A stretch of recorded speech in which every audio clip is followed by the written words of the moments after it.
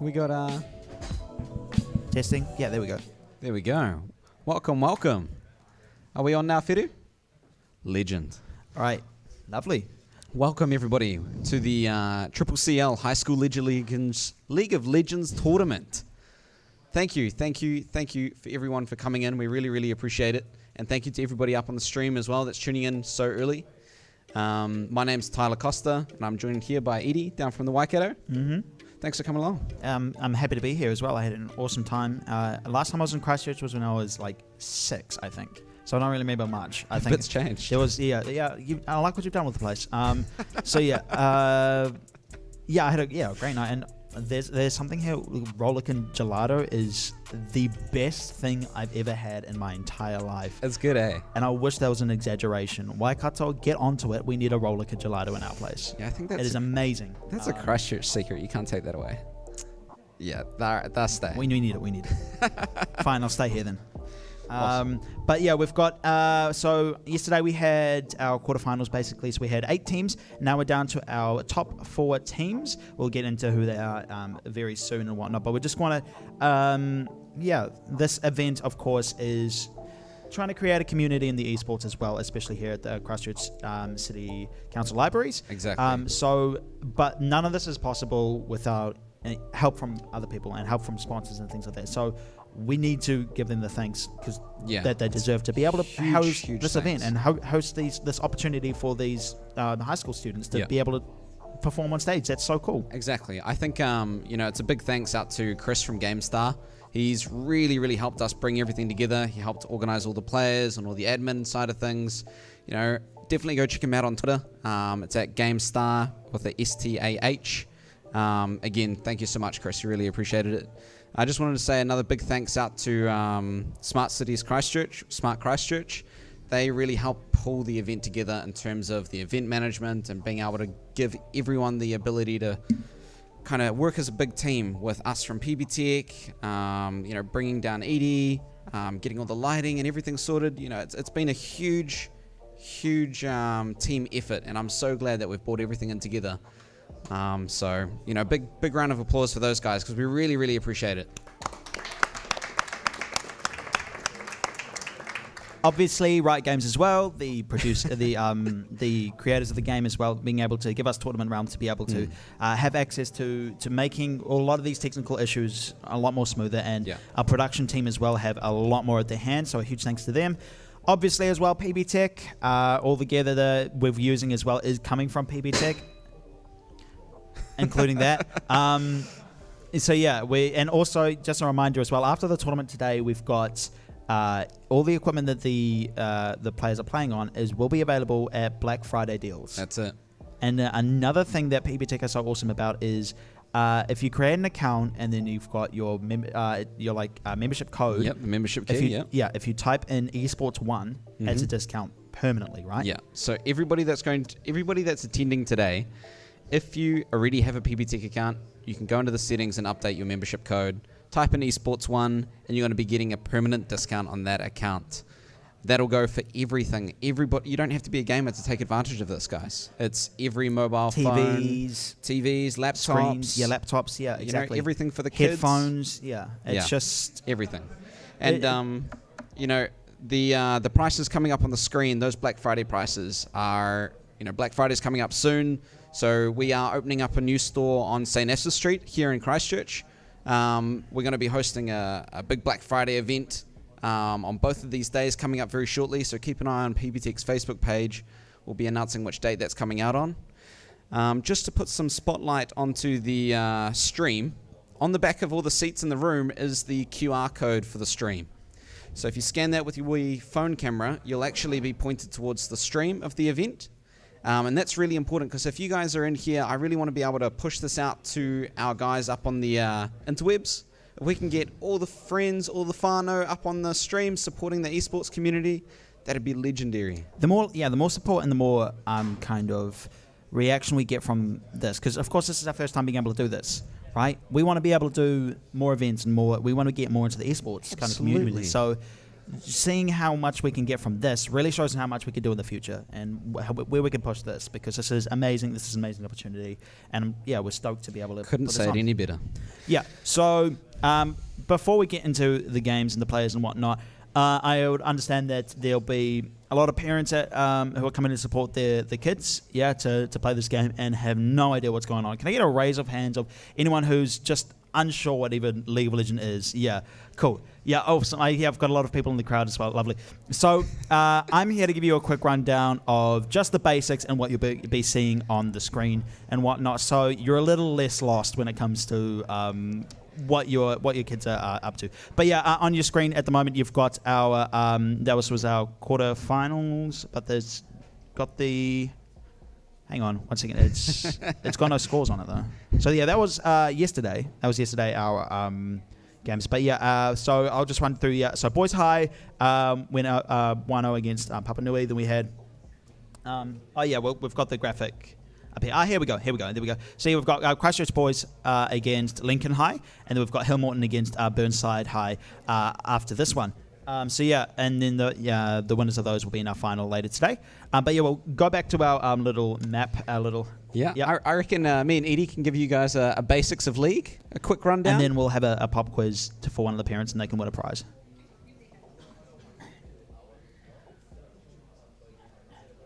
Again, thanks to Newline for providing the interactive touchscreen. We wouldn't be able to do all the analysis or any of the interactivity without them. Do you want to do the drawing, and Sure. You just draw what I'm saying, basically? Absolutely. Because, these mics have to be super close to. Right, so this is the map called Summoner's Rift and League of Legends, right? And so you see 5 players on each side. They'll all be picking a unique champion with different abilities, in synergies with other champions as well. So what they pick is as important as how they play, in essence, because that's setting themselves up for a good game. You're picking a better champion is going to give you the advantage. So that's why the draft is really important. But how to play the game though? We've got 3 lanes, as you can see. So we've got our top lane. Now this is where a lot of our fighters or our tanks will go. So those who don't know what that is, those are our beefy boys. They've got a lot of hit points, they've got a lot of defense as well, or they can provide a lot of sustained damages like fighting, right? And so then we've got our mid lane. So that's where a lot of our mages will go, sometimes AD casters. AD, stands for attack damage. So, of course, you've got your offense being just your basic attacks or your ability power, which is your spells. So our mages are using a lot of AP we'll talk about. So that's, your magic damage. So they'll be in the mid lane often. And then in our bot lane, we'll have, this is an interesting lane because there's 5 players and only 3 lanes. How does this work? Bot lane's often our 2v2 lane, right? So this is where they'll have an AD carry, so an attack damage carry, to do our basic attack damage. So you've got your mid laner providing a lot of your magic damage, and then your bot laner providing a lot of your physical damage. And then the marksmen, they're called, the AD carries, they are quite squishy, which means low health. They're a glass cannon. So they have a support with them often, and they'll either be somewhat of a tank themselves, providing a lot of defense in that way, or they'll be like an enchanter, so they'll provide a lot of utility, or they're kind of a bit of both, or an engaged support. An engaged support, tries to make those big plays, and when it becomes a 5v5 team fight, they'll set up those engages. And then there's everything around that, right? All of this area that Tyler's highlighting right now is the jungle, right? So those 4 quadrants are roamed around by the junglers, right? And so they can range from anywhere between tanks, mages, marksmen, and all sorts, right? They roam around those areas, and they help out our laners as well. So they'll come in for certain ganks. So ganks are, so if a jungle comes in, you're in a 2v1 lane all of a sudden, or a 3v2 lane. So it gives that small advantage as well. And then they play around our objectives. So our objectives we've got is the dragon, and so we've got the dragons.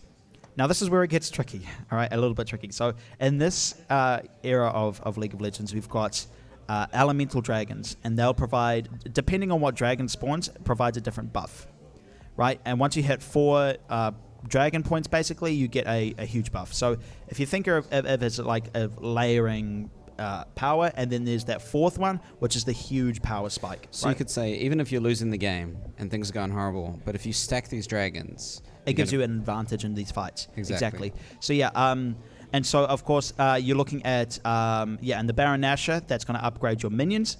And so minions are also an important part of the game. So they're these little lemmings you almost see that just waltz down the lanes, and then they'll just get attacked by the champion. So killing a minion gives you a little bit of gold, and when you get gold, you can get items, which means you can get more powerful as a champion, meaning you get more kills, more gold, more objectives and whatnot. So how to win the game from there? We've got all that. We're going to be, can you just highlight the nexus for us? So we're going to go backwards. So yeah, that's the blue team's nexus. That's their base. The main objective of the game is to destroy the opponent's base, right? And so in our lanes we've got towers. Yep, so these will be, these are quite powerful like structures that, champions cannot 1v1 them. They need the minions to take the damage while the champions do little bits of damage to the towers. Once they destroy those towers, they get themselves to an inhibitor. And once they destroy that inhibitor, it creates stronger minions for that lane. Right? So, so that's a huge objective as well. And then they've got a couple more towers defending the Nexus and then the Nexus itself. So, have we got all that?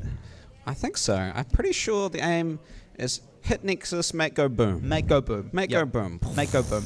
Is there any questions in the crowd that anyone wants to shoot their hand up if there's any massive confusion that I've missed any points relay?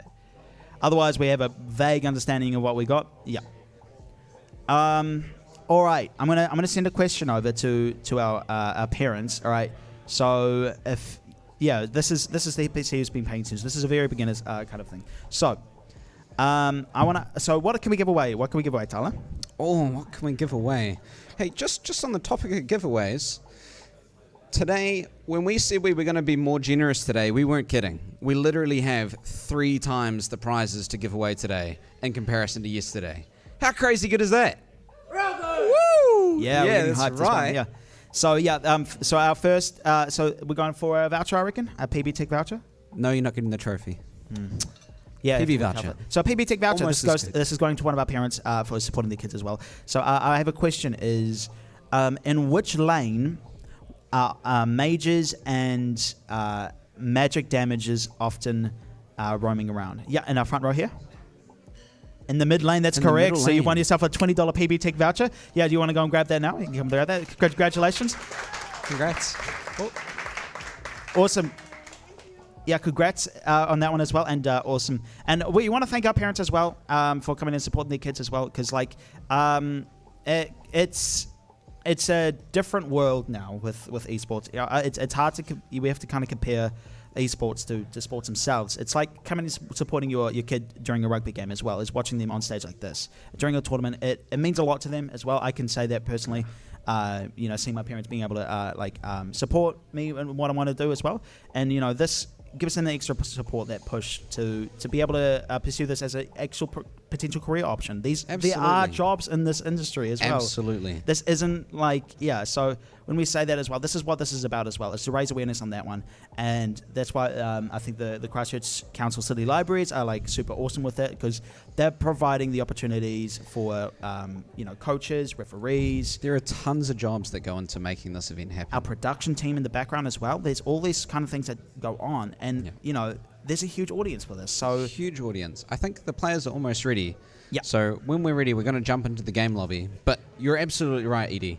The amount that goes into this event. You've got the lighting guys, you've got the AV guys. Again, thank you to everyone for making this happen. You've even got commentators like us, right? Yeah, no, so from Waikato, they had a tournament for the New Zealand High School League thing, and there was an ad up for it, and I was like, I'll give it a go.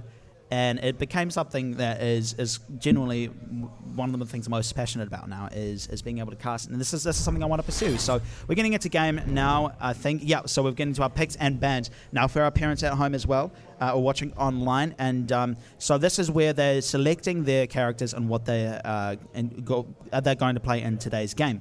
right? And so it starts off, they get to ban 3 champions. So the champions, they'd say, we're not having those in the game.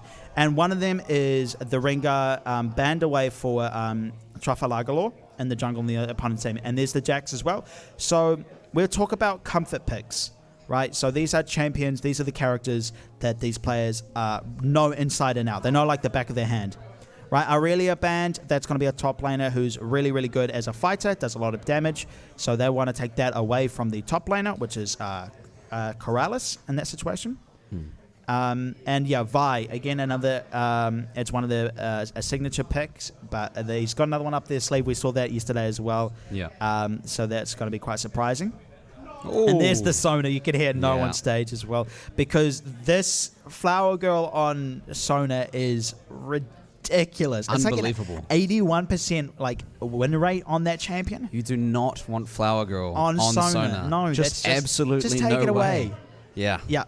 And then there's the Shin band as well for the jungler. So that's going to really limit what Ordinary Pickle can play. Yeah. So that'll conclude our bans, right, for the first phase. That means that both teams get to take away certain champions from each other that they won't be able to participate in this game. That means, like we were saying earlier, with Flower Girl being super confident on that Sona champion, you don't want her to have it. You don't want her to have it. You don't want it. Right? No, it's a guaranteed loss. Yeah, right. So we've got our champions here. However, talking about comfort picks, they've let Zoe go through.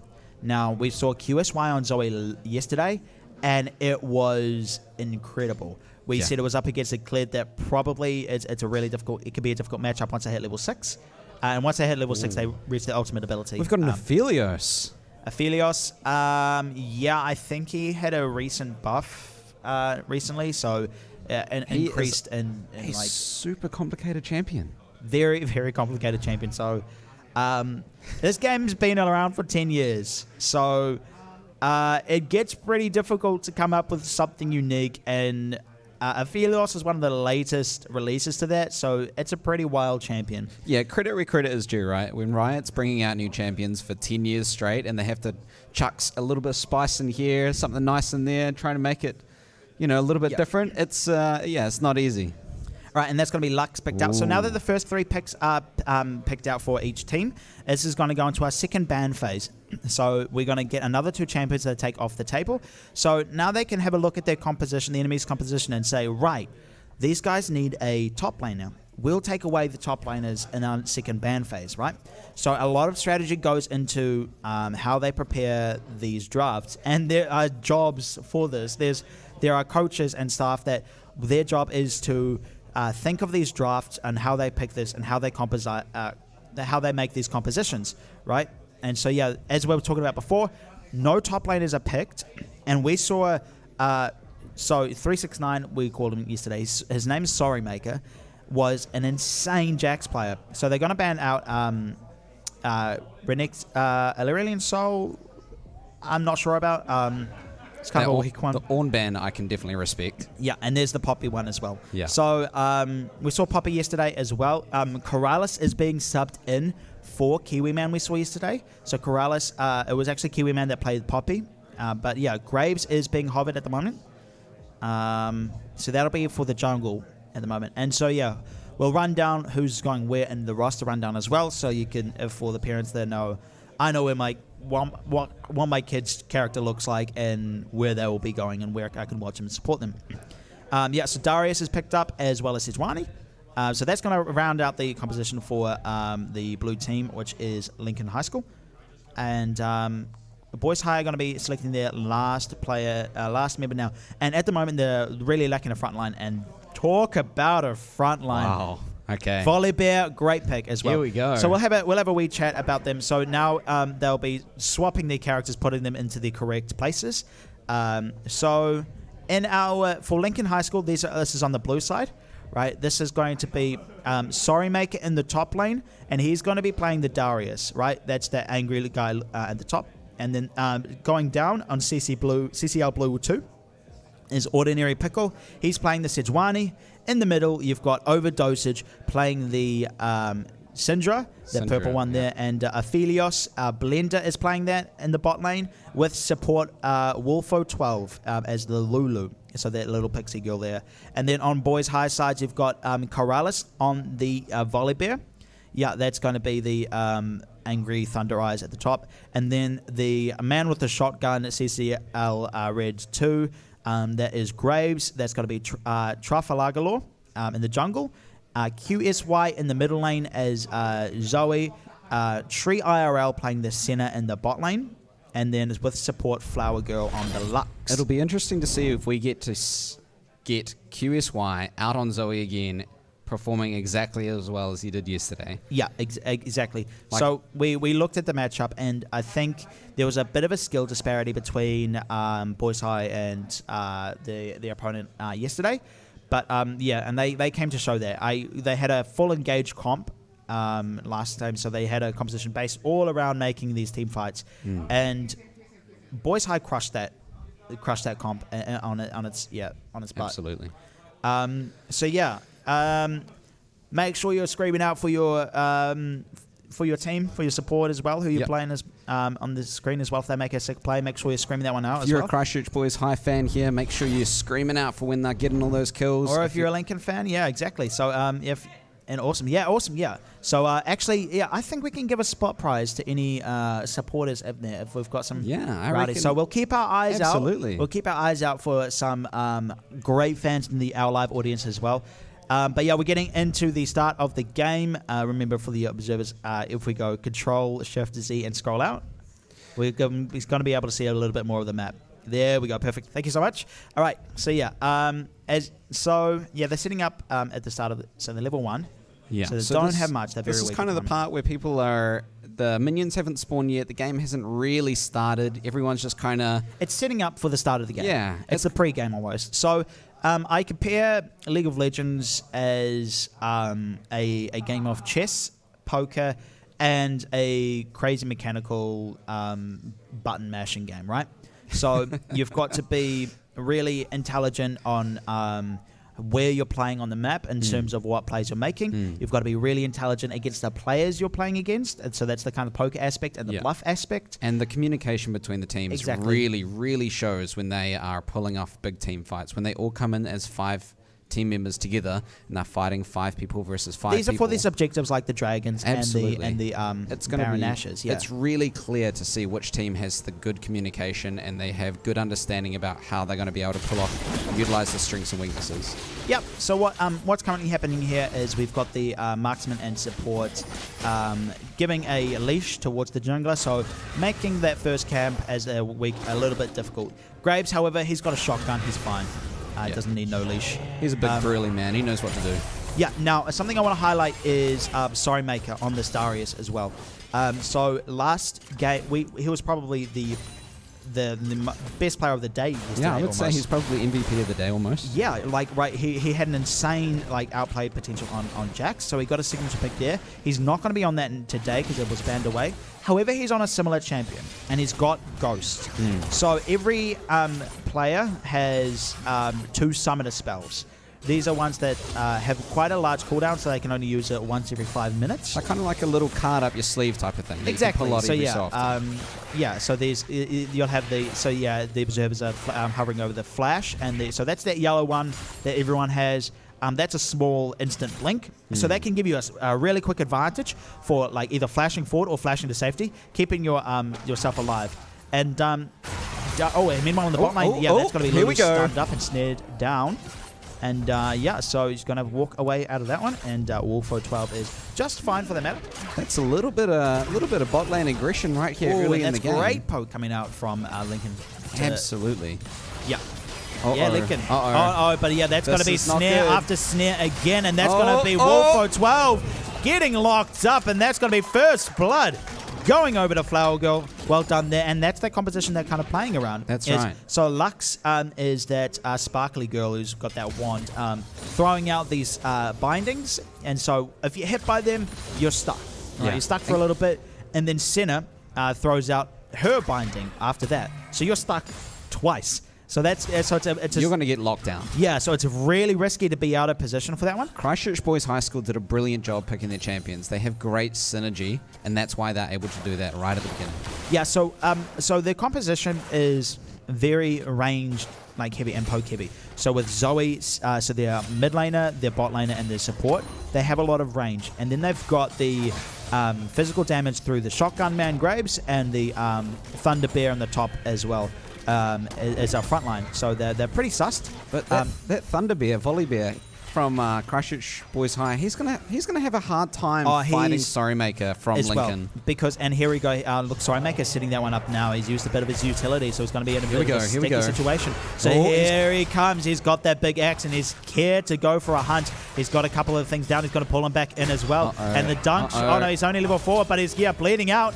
And he's going to be just fine. But yeah, Corrales is going to be really fighting hard for this one. And that is exactly why we said Lincoln's top laner Darius is going to have a very... And meanwhile, Zoe in the mid lane is in a bit of a sticky situation as well. And look at that gank coming out as well. He flashes forward though. And Zoe's going to get the return kill. My goodness. Gets a kill out of that. Now, QSY on Zoe, again, one of our MVPs from yesterday, right? So at the moment, we're looking at Storymaker on Darius and QSY on Zoe as our two big to watch carries. They're going to do a lot of damage and they're going to be very scary. Exactly. And you know what? Christchurch Boys High are saying, if you are going to take me down, I am not going down without a fight. Yeah, exactly. I am going to take you down with me. They flash forward and grab that kill, which is awesome. But yeah...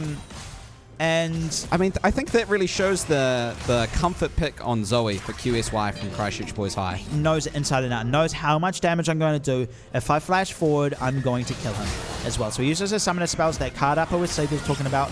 And now he's reached level 6, which is his ultimate ability. And my goodness. And, yeah, Overdosage hasn't. Overdosage is in a very difficult situation at the moment. Lincoln. And watch this Paddle Staff that hits. Yeah. That little star, yeah. So our team, our players are playing 30 seconds ahead of what we can see. So when we hear some like a lot of excitement on stage, we know something impressive is going to happen in about 30 seconds, right? And this is what it's going to happen. It's setting up for this dragon, and they're going to try and fight this. The Ocean Dragon is up. That's going to be a huge buff, and then Graves goes in. He's going to try and dash forward to get the damage out, but the lockdown coming down. The exhaust goes down onto the Graves as well. Shotgun Man is going down. So no, he's actually in the front line as well. Zoe's flashing forward as well. And snares up as well. And that's going to be Boys High. Goodness. Cleaning house. And they get this objective. And this is the first dragon. So this is the Ocean Dragon. Boys High. Yeah, they're here to play and they're here to win. So yeah, now Zoe has 3 kills. QSY is doing really, really well. That is going to put Lincoln in a difficult spot. Oh my goodness. And they get the Ocean Dragon with that as well. So the Ocean Dragon gives a smaller bit of healing out of combat. So it's not going to be too much, but it's 1 point towards that big goal and towards the end of the game if we see that. See, and this really resonates what I was saying earlier, right? When you have good communication like Christchurch Boys High did just now, they're able to get all of their players in, they're able to hold on to that dragon, and they're able to take it away from Lincoln. Yeah, so they're like, look, we want to contest this. We want to be able to kill these people. In front of that objective, right? And I want to give a lot of credit to... Oh, hang on. We've seen a substitute situation as well. And that's how you play Syndra. That is Overdose, getting a kill in that mid lane against QSY. And yeah, that's how you play... That's how you play Syndra. You just press that ultimate button, that skill button. But yeah, I was saying I want to give credit to these weak side matches, we call them. Now, in this scenario, it's because it's going to be a skill disparity. So, the Storymaker against Corrales, it's going to be a difficult matchup for Corrales, that volley bear in the top lane. That's all the way up on the top. He's doing a good job absorbing pressure, but he is very low on creep score, which is the minions. So he doesn't have many minion kills, which means he's not going to have a lot of gold, right? And yeah, so in this top lane, he's being drowned out from this Darius as well. And so Trafalgar is going to give him a bit of love in this top side, and he's going to try and come in for one of these ganks. And yeah, he's going to go forward for that one, but I think he knows something is up. Yeah, if Storymaker has his spidey senses tingling, he's going to... Yeah, here we go. But he's going to go in for that one as well. Here we go. Goes down. There's the damage from Graves as well. It's not going to be enough. The ult from Volleyback comes in as well. Flashes forward, and that's Corrales getting a kill onto the Storymaker as well. Wow. And that is 1-0 in that lane, although he doesn't have the CS lead. Yep. Still, 30 CS equates to about 1 kill as well. Yeah. So he's going to even up that kind of gold lead, and that's going to be thanks to Trafalgar for showing that. That's right, him. So it's going to be a lot easier for our top laner on Christchurch Boys High to fight back Lincoln's strongest player. Yeah, in this RS as well. And yeah, so also credit to Overdosage and QSY are about the same in terms of skill, right? But you've got to be saying, look, QSY is on his favorite champion. Yeah. So there's that advantage as well. However, with Darius yesterday. Oh my gosh, the ult just whips wide as a blue suede shoes on that. Zoe dodges that sidestep as well. And Trafalgar Law is not done in this top lane. He wants to help out as much as he can.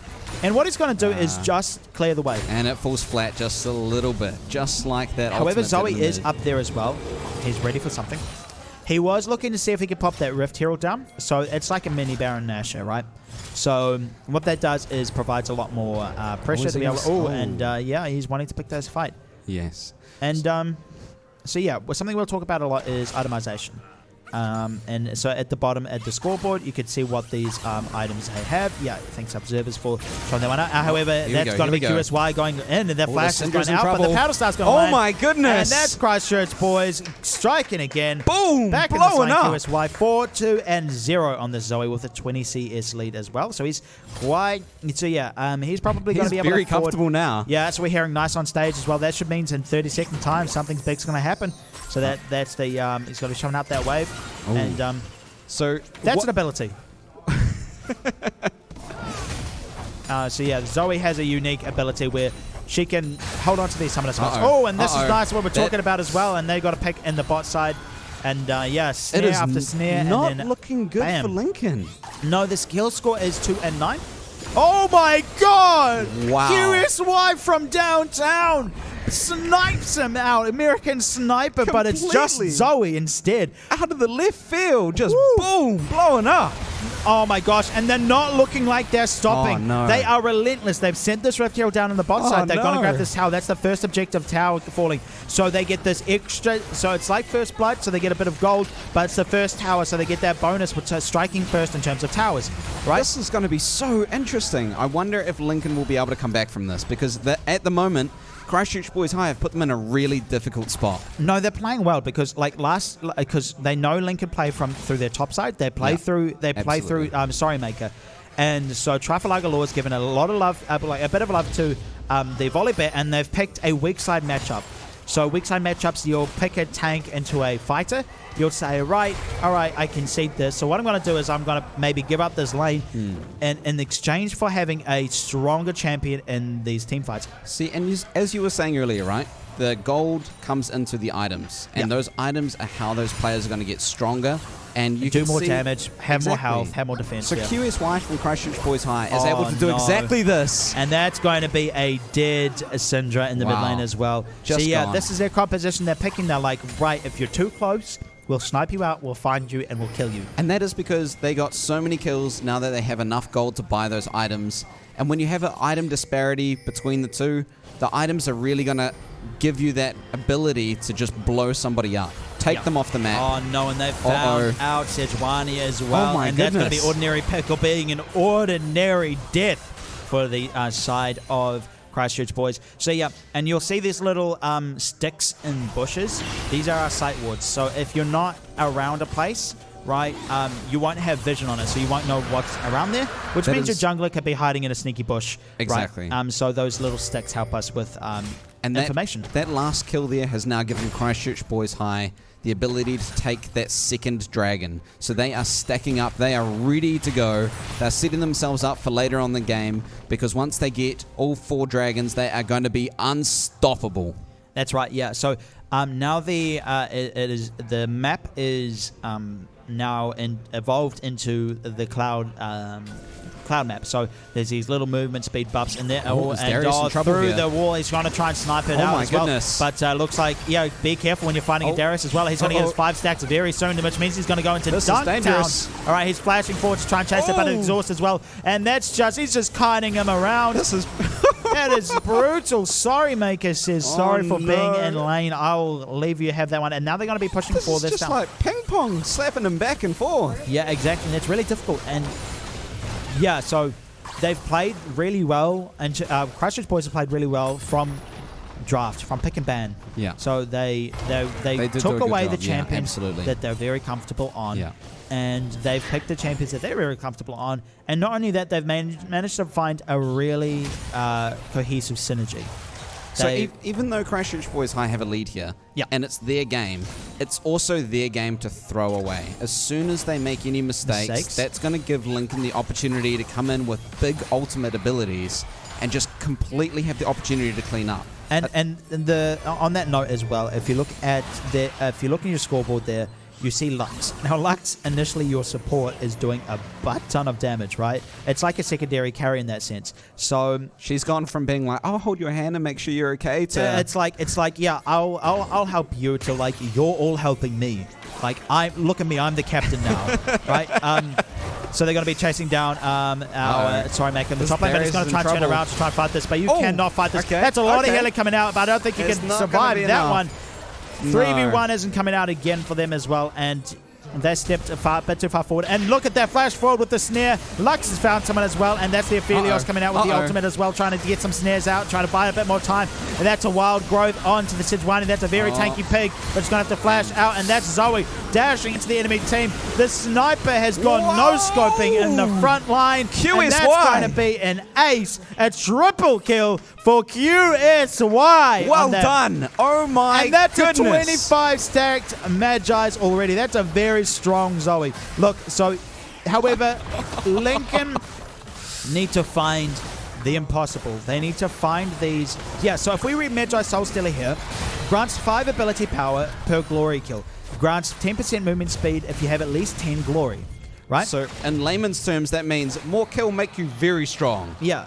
Yeah, so now he has 25 of those little stacks, which means that's going to be a huge, he's going to be dishing out a massive amount of damage. So, yeah, QSY, given his Zoe, is, oh my gosh. You do not, Overdose Zoe does a lot of damage as well. And if he picked up that Lux kill, that's a lot of gold going into that pocket. That's Syndra, though. Lux has a 500, if observers can just hover over what the bounty that Lux has. So the 500 gold bounty, if they get that, they get the 300 gold from the kill, as well as that 500 gold bonus. Right? It's the Wild Wild West, and Zoe, Senna, and Lux are wanted. But you know what? You can see here that Lincoln is really fighting back. They are saying, you know, if we're going to be pushed down and we're going to be pushed back, we're not going down without the fight, right? You see the Syndra, you see her hitting all of her stuns. And yeah, that's going to be a snare up onto that one as well. The dunk from Volibear as well. And that's a very tanky Thunder Bear under the tower. He does not care how much damage that comes out. But he goes forward as well with the Ignite. That's going to take down and be a lot of damage as well. The Scatter the Weak goes wide, and that's going to be QSY and a low HP. The sniper from Lux gets a lot of damage out from that one. The Wild Growth goes onto the Syndra to keep himself alive as well. QSY is not done in this fight. He's sending out that Sleepy Trouble Bubble as well. The Paddle Star heads up to that one. That's 1-for-1. Syndra Scatter the Weak hits that one as well. Shut down, and that's the Wild Wild West. A bounty hunter, that is Overdosage. He gets a lot of gold into his pocket as the second Rift Herald spawns to take down this top lane tower. Look at this. And that's a team fight. This Cloud Fiesta, everyone just bringing everything they've got to the game. Yeah, exactly. So good on you for. So Lincoln still lose out in their trade, but nonetheless they're not losing as hard as they once were. They get a little bit back. They get that Zoe down as well. And now that Magi Soul Stealer is, you've lost. So when you die with that, you lose your glory stacks. That's right. Grant. But you know what's really interesting? Is now that they've lost their stacks, they also lost their bounty. That bounty went to Syndra from Lincoln. They are going to have a huge income from that kill, and they are going to have a big power spike. That may just be enough to put them back in the game if Christchurch Boys High School trip up or make any mistakes. Then Lincoln are going to capitalize on it. Yeah, awesome. And now something as well, like QSY is so far ahead on this Zoe that it doesn't, I mean, they have got a mountain to climb for sure. I wouldn't say this is an easy comeback. He's so far ahead that even after he was taken down with the bounty, he still has a bounty. Although it's not as big, he's still wanted, right?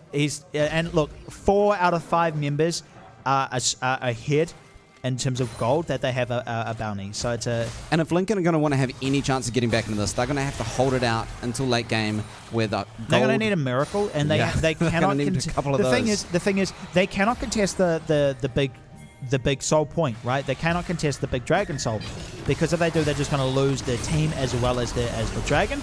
They need to wait for even longer. They need to wait for Aphelios, their marksman, to get a lot of gold into his pocket to be able to dish out a lot of damage. And speaking of dishing out a lot of damage, Graves doing a lot of job at that's a support, everyone. That's your support, almost one-shotting that carry. And yeah, and it's Flower Girl on Lux. Flower Girl is so scary. Yeah, as well. And you can see hiding in the wings here is going to try and find something. Storymaker is trying to win something back. Wow. Oh my God! My. The dunk coming down from Volley Here we as well, go. finishing the job that QSY started. And Volley Bears and their back line as well. Lux doing a lot of damage. And 1, 2, 3. Almost going to be 4 as they snare down under the tower as well. The ult comes wide as well. Double kill picked up for Trafalgar Law. And that is the team wiped out. Everyone, that is Christchurch Boys High. Give it up for them. That is amazing team fight. Get hyped with this. Come on. Christchurch Boys High just cleaning up. They are going to take everything they get from those kills, and now they are going to storm the base, take down the towers, take down the inhibitors, and they are saying, sorry, Lincoln, but we are the... We're wanting to go to these finals, and we're going to go in fashion as well. They have a 14, almost 15K gold lead, right? That is massive. That's ginormous, yeah. That is a full item ahead of each player, right? That's not just one item. That's 5 items, so an item each above everyone. So that's like... This is going to be a... I mentioned a mountain earlier for Lincoln to climb, but this is going to be I mean, it's not Mount a mountain. Everest. It's not just a mountain. It's Everest. Yeah. It's Everest to come back from this one. I mean, New Zealanders, we're good at climbing Everest, but... this is very true. So now Christchurch Boys High School are now going to try and take the Baron. And in all fairness, it is completely theirs. If Lincoln are going to try and contest this, it is not going to end well for them. This is the icing on the cake that Christchurch Boys High School need to get. They'll grab this, and then they will use the power they get from Baron to siege the base. Yeah, their wards, as I like to call them sometimes, their vision sticks. Has spotted out that their jungler, the enemy jungler, Sejuani, is currently out of that fight. So, right, so it's been spotted that he's around the mid lane. The minions saw that before. And so the junglers have a summoner spell called Smite. And so what that does is helps secure objectives, which means, so yeah, that is, so for that Baron and that Dragon as well, they can smite that away, it deals an insane amount of damage just to minions and monsters only. And this is playing... and that's going to be a locked up Sejuani, but that's a goodness. tanky pick, so that's just going to be chunked down to half health. Yeah, that's going to be knocking down that tower as well. Yeah, awesome. And they're going to go forward for that one as well. And Valley Bear doesn't take no for an answer. He's going forward. The Wild Growth is going to keep Darius alive for a little bit longer, but the ult from Sejuani is going to buy a lot of time as well. They have to retreat into their own base, right, into that fountain, get that healing, and now they cannot do much as well as that. Lincoln those just towers holding are falling. on. Look at that go down as well. Oh my gosh, they take down the Thunder Bear, but the man with the shotgun is going to do a lot of damage as well as the sniper. That is Zoe, the little star child that she is going to be ushering them out of their own base. The Nexus is exposed. Quadra kill. Is that the pentakill? It's the pentakill for QSY. Well done, Christchurch that Boys. Game. Christchurch Boys High School just absolutely cleaning up. And the TSM logos as well. That's a bit of an absolute domination fashion as well. That was an absolute great performance. Wow. Great job from QSY. A pentakill. My goodness. Those things are rare, all right? We don't get to... I've got goosebumps on that one. You don't see a pentakill often on that one. And be able to clean that one up as well. Yeah, go for that handshake as a good sportsman as well. And I'm loving the crowd at the moment. It's it's early in the morning as well, and we're in our semi-finals. But I'm hearing some really good supporters, especially our parents as well. I'm loving it. Yeah, man, QSY just absolutely dominating on that rift. They are styling on Lincoln now. Yeah. And what do we? Sorry. QSY has just come in and said, "I'm sorry, I'm putting my hand up. I want to be MVP." Yeah, exactly. So we've got a couple of MVP prizes as well. So for those candidates that are performing exceptionally, they're going to get some special prizes as well. And look, so what prize should I give out to that supportive parent in the crowd. Into my pick. I'm pretty sure we got a PB voucher. A PBTech voucher? I think we do. So there was, I think, yeah, she's just vanished. All right, that's fine. She'll come back. But yeah, so in our front row as well, screaming and cheering the whole time. Which is what we like to see as well. We want to keep that support as well going as well. It's difficult. Being on stage, doing anything, regardless, when there's eyes on you, there's pressure on you as well. So to be able to play this game in such a clean, calm and fashion that these players did is commendable as well. And Christchurch Boys High, man, they took their lead. They were having a bit of a back and forth right there in the beginning. And yeah, you keep talking. Christchurch Boys High, they took that lead right there at the beginning, and they just continued to use it. And QSY in the middle lane was taking everything he could possibly get. He was telling that Syndra, you cannot walk up, you cannot take any CS, this lane is mine. And yeah, absolutely. I think if we can get QSY down here, I've got a couple of questions we could ask him. Yeah, we've got an interview coming up with them very shortly, but I'll just... where is it? Is it the after? The final. Yeah. Yep, final. Yeah. Go. So that is a win for Christchurch Boys High, and a see you later, Lincoln Blackthorns. Well done to Christchurch Boys High. Blue, you absolutely deserve that win. Legend, I think QSY, my man. Oh my goodness. Have we got a couple questions for you? All right, we'll grab you into the frame as well. So yeah, first of all, so you have to be really, really close to this mic. Right in front of it. Give it a test. Hello? Closer. Yeah. Even closer. Hello? Right, perfect. Okay, lovely. sure. All right, lovely. So first of all, congratulations for making the finals. Thank you. How are you guys feeling about that? I mean, this game is, decent, but we probably scared versus Burnside because they're really good. Yeah, Burnside, of course, giant when it comes to New Zealand High School League of Legends Championships. Yes. They won the Challenger bracket, so that's... Yeah. So is that the opponent you think you're going to be facing in the final? Yes. Yeah. Of course. Do you have any tricks up your sleeve, do you think, coming into that final against them? I mean, if they ban Zoe, I'm basically screwed. Yeah. Like, I mean, I can play other champs, but I'm not good as Zoe, so... Yeah, if they ban Zoe, it's a bit tricky as well. Doomed. Yeah. But nonetheless, a pentakill on a stage. How's that? What's that feeling like? Can you describe? Can you walk us through? Excited. Yeah. Can you walk us through? Like, I think I've played this game for something like 10 years or like 9 years or something. Yeah, okay. I think I've gotten 4 pentakills. 4 pentakills. Yeah, like and to get one on stage, it must feel super exciting. Like, this probably is my first pentakill. Yeah, exactly. On stage as well. So on stage. So that's Also super good. exciting as well to be able to give them this opportunity as well. Yes. Is there anyone in the crowd you want to particularly thank? Is anyone here coming support you in the crowd? I want to thank you to my girlfriend. Oh, awesome. Yeah. Oh, that's Supporting me lovely. at home. Okay, I love you. Okay. Yeah. And awesome. Yeah. And so do you want to say anything to the Christchurch Boys High fans out there as well? Thank you for the support. I mean, appreciate it. Okay, that's it. Thank you. Yeah, awesome. Congratulations for making the final. Hopefully we can see some more out of you as well, and hopefully you can make a upset if you're up against the Giants of Burnside as well. So good luck for the final as well, and congratulations for making it this far. Thank you. Everyone there, give it up for QSY. You're off. You're good. All right, so we'll take a fairly quick break before we get into our next game as the players set up. We have Burnside that we were talking about before, No Ego, who are top 10 in New Zealand. They were in the New Zealand High School League of Legends Championship as well. And as Tyler's just highlighting there, we get your permanent discount. It's free. Right, just type in Esports 1 into your membership code for. I still can't believe it. Here we go. You know what I noticed? I noticed that QSY got that pentakill because he was playing on one of those LG monitors. Smooth LG monitors and the PBTech gear we've got. I mean, the first pentakill. Correct me if I'm wrong, but maybe QSY didn't have any of this PBTech gear before. He said maybe it's first pentakill. Yeah. If you want a pentakill, get some PBTech gear. You've got a discount as well. Esports 1 on the code as well. And GameStar as well. A huge thank you to them for the sponsors. TSB and as well for... So if you want to pick up one of those crispy, buttery smooth monitors, there it is right there. $100 off.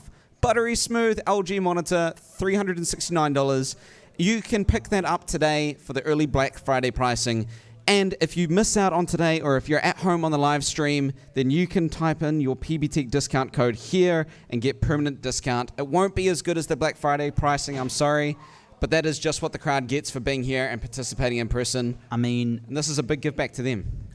you're a winner, yeah, just by getting a discount in the first place. But yeah, the fact it's permanent blows my mind, right?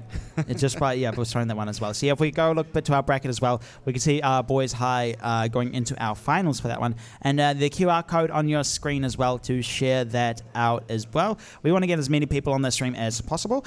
And yeah, click esports. For our second semi-final, we've got Hillmorton High. Hillmorton versus No Ego from Burnside. Exactly. Hillmorton's going to have a tough opponent against Burnside, as they both look. Hillmorton and Hornby was a really good game to watch. It was fantastic. It was both teams played exceptionally well. But Hillmorton came out on top just because of that late game. And they have the same, but I know see. Burnside. We'll I know see. Burnside, and They're going to be the team to the beat. same for sure. roster that got top 10 in New Zealand for that one. So, Right. Well, we will leave you guys to it. We'll be back very shortly. We're just going to grab a drink and get some refreshments, and we'll be right back into the action. So don't go anywhere and grab your friends. Make sure you can watch this as well. Oh hell yeah! That was a great game. Hell That was a yeah. great game. Bro, the Penta. Oh my goodness. I was like, this game's out. The next is gonna be done. I'd be like, yeah.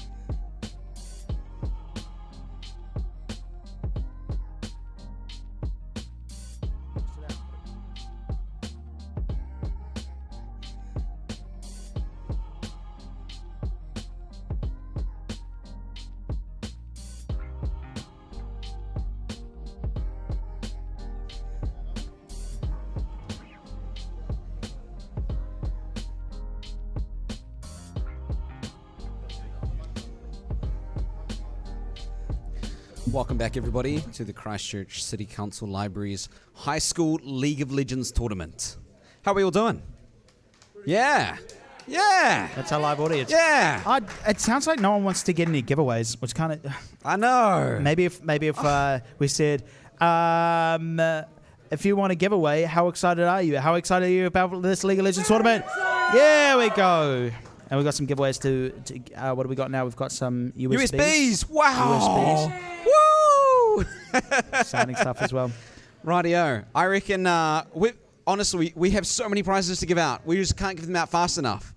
So I want to hear everyone, get really hyped, get up there, stand up, cheer. Biggest cheer gets the prizes. Woo! Let's go! There's one. Yeah! That's right, one. man. That USB is all yours. That was so easy. I could do that. Anybody could do that. Yeah. Anybody. Woo! Do I get enough? There we go, mate. Awesome. I'm super stoked to have this. I have a USB to give away. Another one. How convenient. Right, but we'll get in. I think we're good to go for Picks and Ban very soon. But we need to get some more giveaways out there, I reckon, because I think we could. I think we could do a giveaway. I've got a quick question. LG are one of the biggest sponsors for our event. Thank you so much for giving us, sponsorship, and especially for the players to be able to play on these Ultra Gear monitors. That doesn't come every day to be able to play on such a good monitor. That'll really help them flex in that game. I will give a Xiaomi Smart Band to the person who can tell me how many FPS that monitor runs at. Ooh, that's a good one. No, not 144. More than that. Not 250. 240. That's exactly correct. right. 240 FPS. You get yourself a watch. That's awesome. Great question as well. What do we want to give away? Something that says Amazon on it. Echo Dot. We want to give away an Echo Dot. Oh, an Echo Dot. An Echo Dot. I love me some Alexa. Yeah, so we'll do an Echo-based question then, shall we? Sure. How many seconds does it take? So he's got a little clone behind him. How many seconds behind that, the original one, is he? Yep. Nope. Yep. 4 seconds, that's correct. Echo's ults back 4 seconds. One Alexa for you, sir. And that is Amazon Echo for you. Congratulations. Nice Nintendo hoodie, man. Okay, when I said we're being generous, let's throw more stuff out. More stuff out. More stuff out. Right, I have another question. And this one goes out to the Christchurch City Council Libraries and the arena that we are playing this in. If anyone can name the sponsor who helped sponsor this arena that we are playing in right now, it is the... That's exactly right. TSB Arena. That is some Xiaomi AirDots for you. Come grab them. Super exciting as well. And I'm sure we'll have more giveaways as well. I really enjoyed this last time. It's so I need this was awesome. This was great. So VR Cube to win this, I need someone to come on stage, right? To come up on stage, right? And basically we're going to play charades and figure out what your favorite champion is. So the first, Well, I think you've got a lot of stuff. You've got a lot of gear as well. You're an eager participant. Is there someone in the back? I can see. There's some kids back there as well who wants to act out some champion charades. It's super easy. Who wants to be a champion for a sec? Oh my gosh, no one wants a VR Cube. That's a shame. Well, no one wants a VR Cube. I'll just put that away. Maybe we can give that away after the game. Sorry, I didn't see the hand up. You got to be right up. Oh, all right, so we got to guess your champion. So I want you to act out as said champion, like charades. Is it Braum? Is it no? Wait. Is that Darius? No, he's got these. So he's got an axe on the. Garen, keep going. What's his? Tryndamere. Oh yeah, so well done. Actually, so who guessed Tryndamere? Not Tryndamere. Oh, dude, you're killing us. Go again. Go again. What does his Q do? Act out his Q. What does his W do? Shield. No, do the shield. Show the shield. That's the shield. Right. What does his E do then? Is it Shen? No. Who can guess this? Can anyone guess this? They get a prize as well. Yep. Mordekaiser. Well done. Oh my gosh, it is. Yeah. Right. One VR. So yeah, and then sir. We'll grab a prize well done, for whoever guessed that, because not even I could grab that one. Maybe the power bank or the USB. Or what do we got? Got a USB for you, mate. Lovely, well done. Mordekaiser. Mordekaiser, yeah, no, of course it was. Yeah. All right, well done. It makes so much sense. It makes so much sense now that you got it. But yeah, well done. Good job in that one. And I think we're good to go into the game as well. Yeah, I think we got our players sitting in the lobby, ready to queue up, ready to do their pick bans. Hopefully, we have a no ego team from Burnside who has done their research and know exactly what to ban out. Yeah. If they watched their game last time, it was Hillmorton played really well in terms of they had a really unique play style. I would say it's not something we often see in this meta as well. Is how they play their supporting jungle, and what they did to get their priority is playing through as having that aggressive mid laner. Yeah. And to actually play through that. So it was essentially your mid laner was your jungler as well. Yeah. And that was awesome. So yeah, we can hear these sounds. We're getting to pick and ban phase for our second semi-final with Hillmorton on the blue side and Burnside taking on the red. And yeah, we'll give a bit of the roster rundowns. So give in it to us, Edie. Top lane for Hillmorton on the blue side, we've got Elgato. In the jungle, we've got Mr. Turtleburger. In mid lane, we have Josh. In bot lane, I did a lot of practice on this, and I still think I'm not going to get it. It's Diole Lomu, I think. Diole Lomu. Yeah, Diole Lomu. And then in the bottom lane, as support for him, that's going to be Shift and Shack. And what's on the Burnside No Egos team? Burnside, you've got Rib in the top lane. We've got Death Singer as our jungler. Steve-O in the mid lane. Grieve in our marksman position. And Bepsy in our support as well. Steve-O was going hard yesterday. Extremely, yeah. So as you can see, Burnside have done their research. That's the Echo ban. Yeah. As Josh it was an incredible away performance. From Hillmorton. Yeah. Yeah, that is a good ban as well. The Ivan ban, they don't want to be against that. They're saying, wow, Hillmorton, your Ivan yesterday. Oh my goodness. It's ban-worthy. Ban-worthy is to say. I didn't think I would ever see an Ivan ban in this tournament as well. New meta. But I mean, they're respecting that. It's they play. Yeah, I mean, props to Mr. Turtleburger for playing that pretty well with and alongside Josh. I just want to make sure the Ivan doesn't get MVP, man, because he was killing it yesterday. He was in the right place at the right time, and he knew exactly on how to play around his lanes. Ooh. And Lucian, great ban as well, just because. It was. Was that banned away from their own side? Basically, yeah, but hear me out, right? It's because it's going to be first pick on the blue side, and they know the power of Lucian as well. True. And so they're going to play Samara. So they're saying if we can't play Lucian, you can't play Lucian either. Because I know we're not going to get first pick, so if they leave that open, they could go to the enemy team, and they don't want that to happen. So that's Samara as the first pick, the newest champion in the League of Legends roster, and as such, a very confusing one, nonetheless. The best way to compare her is to a Katarina, basically, but like as a marksman. It's like a wind-up toy. Yeah, let's just break this down for everyone who's not familiar with League, right?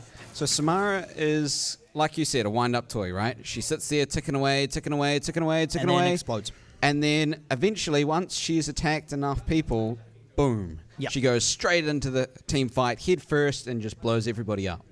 Exactly. Well, that's the idea, at least. So it's making sure you have the right opportunity. But Ash is going to go really well into that. She's got the range advantage as well, and also Ash, one of the best marksmen at the moment, and one of the oldest as well. Actually, the oldest. Yeah. I mean, that's no ego coming through. They're saying, look, we know exactly what we need to pick into this. We know I like exactly the Shen pick as well. We've seen in this tournament it's gone in the jungle before, but it can go top lane or support if it needs to. So they're keeping their cards quite to themselves as well. This is their poker aspect as well. It's a lot of bluffing as well as, and things like that. So the Leona is going to be picked in. That can pretty much only go support as well. And the Mordekaiser, we've got one of the favorite champions in the front lane in our top, in our front row rather as well, who won that VR cube as well. Hopefully we'll see a lot of banging on the chest for the shields as well. Hopefully. And we could see what he was talking about. You can see they've come through and they've banned the Gangplank away from No Ego as well, right? In that game yesterday, they chose Gangplank. They know what he's going to be comfortable with. All right, and that's going to be Rakan picked out. So the top lane. So assuming what's left is just the mid lane and jungle for both teams. Assuming the Shin goes top. That means both teams just have to pick their mid lane and jungle. So the mid jungle synergy is quite important. Cassiopeia, really good. Yeah, that makes sense. And I think I think Josh is quite good on it. I mean, Yes. Yeah, Josh. I mean, anything that can control the wave as well. You want to take away the strengths from Josh. Evelyn, I don't Absolutely. like that ban. I don't like that ban because Evelyn's, as we've seen, is only really good with Lucian, and Lucian's already taken away. So Fnatic have been playing Evelyn Lucian, right? But they won't play it if Lucian's banned or something like that because you need that really aggressive mid laner to be able to have the priority for Evelyn. And we've got a Hikram ban coming through as well, taken away from blue side.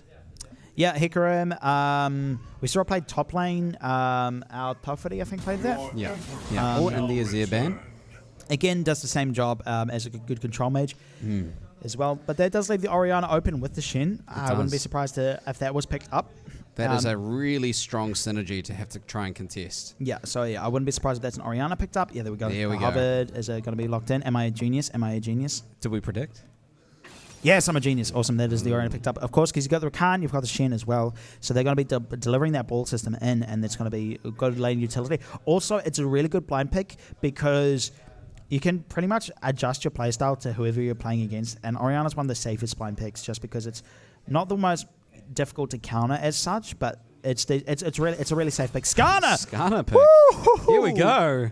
A spicy junglers is his name almost. Look at that. He just doesn't have an Ivan. He'll play Skarner instead. And I'm sure Captain Flower somewhere is smiling for that one. But yeah, he's a little scorpion buddy. You know what's really interesting about Hillmorden's pick so far? They are just, okay, no ego. If you get anyone fed, we're going to take them out. Right? We've got a Skarner to bring them back. LeBlanc. So yeah, they couldn't grab the Echo, so they've gone with the LeBlanc. And they've got a Mordekaiser to lock them away. So, yeah. So they've got, if you could see, look, they've got a double carry comp because, I mean, with Mordekaiser, it can be flexed as a carry as well.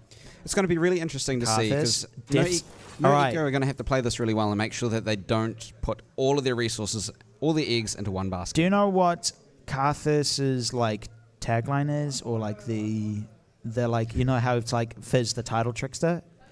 It's Karthus, you know, like the Death Singer. And Karthus the guess Death who's Singer. playing Karthus? Death Singer.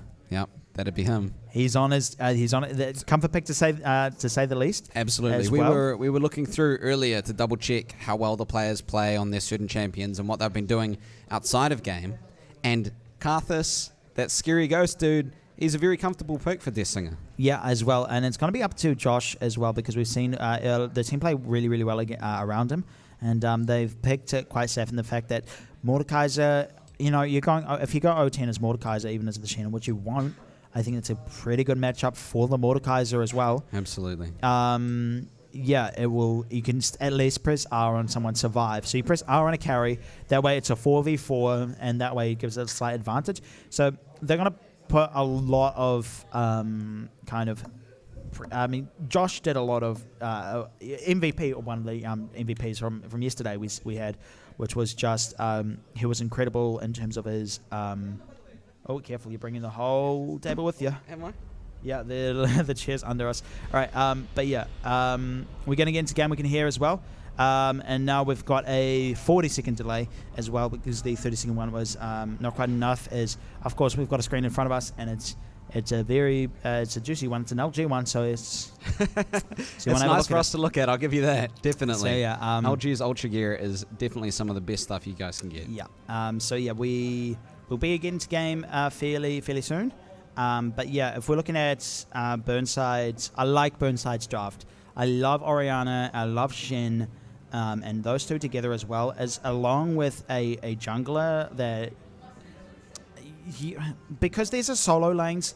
These are lanes with Karthus with Shen and Orianna. You've got really safe matchups, and as well as an Ashes Rakan. It's going to allow Karthus to go around the jungle and just hang out until level 11, basically. And for all the parents out there, right?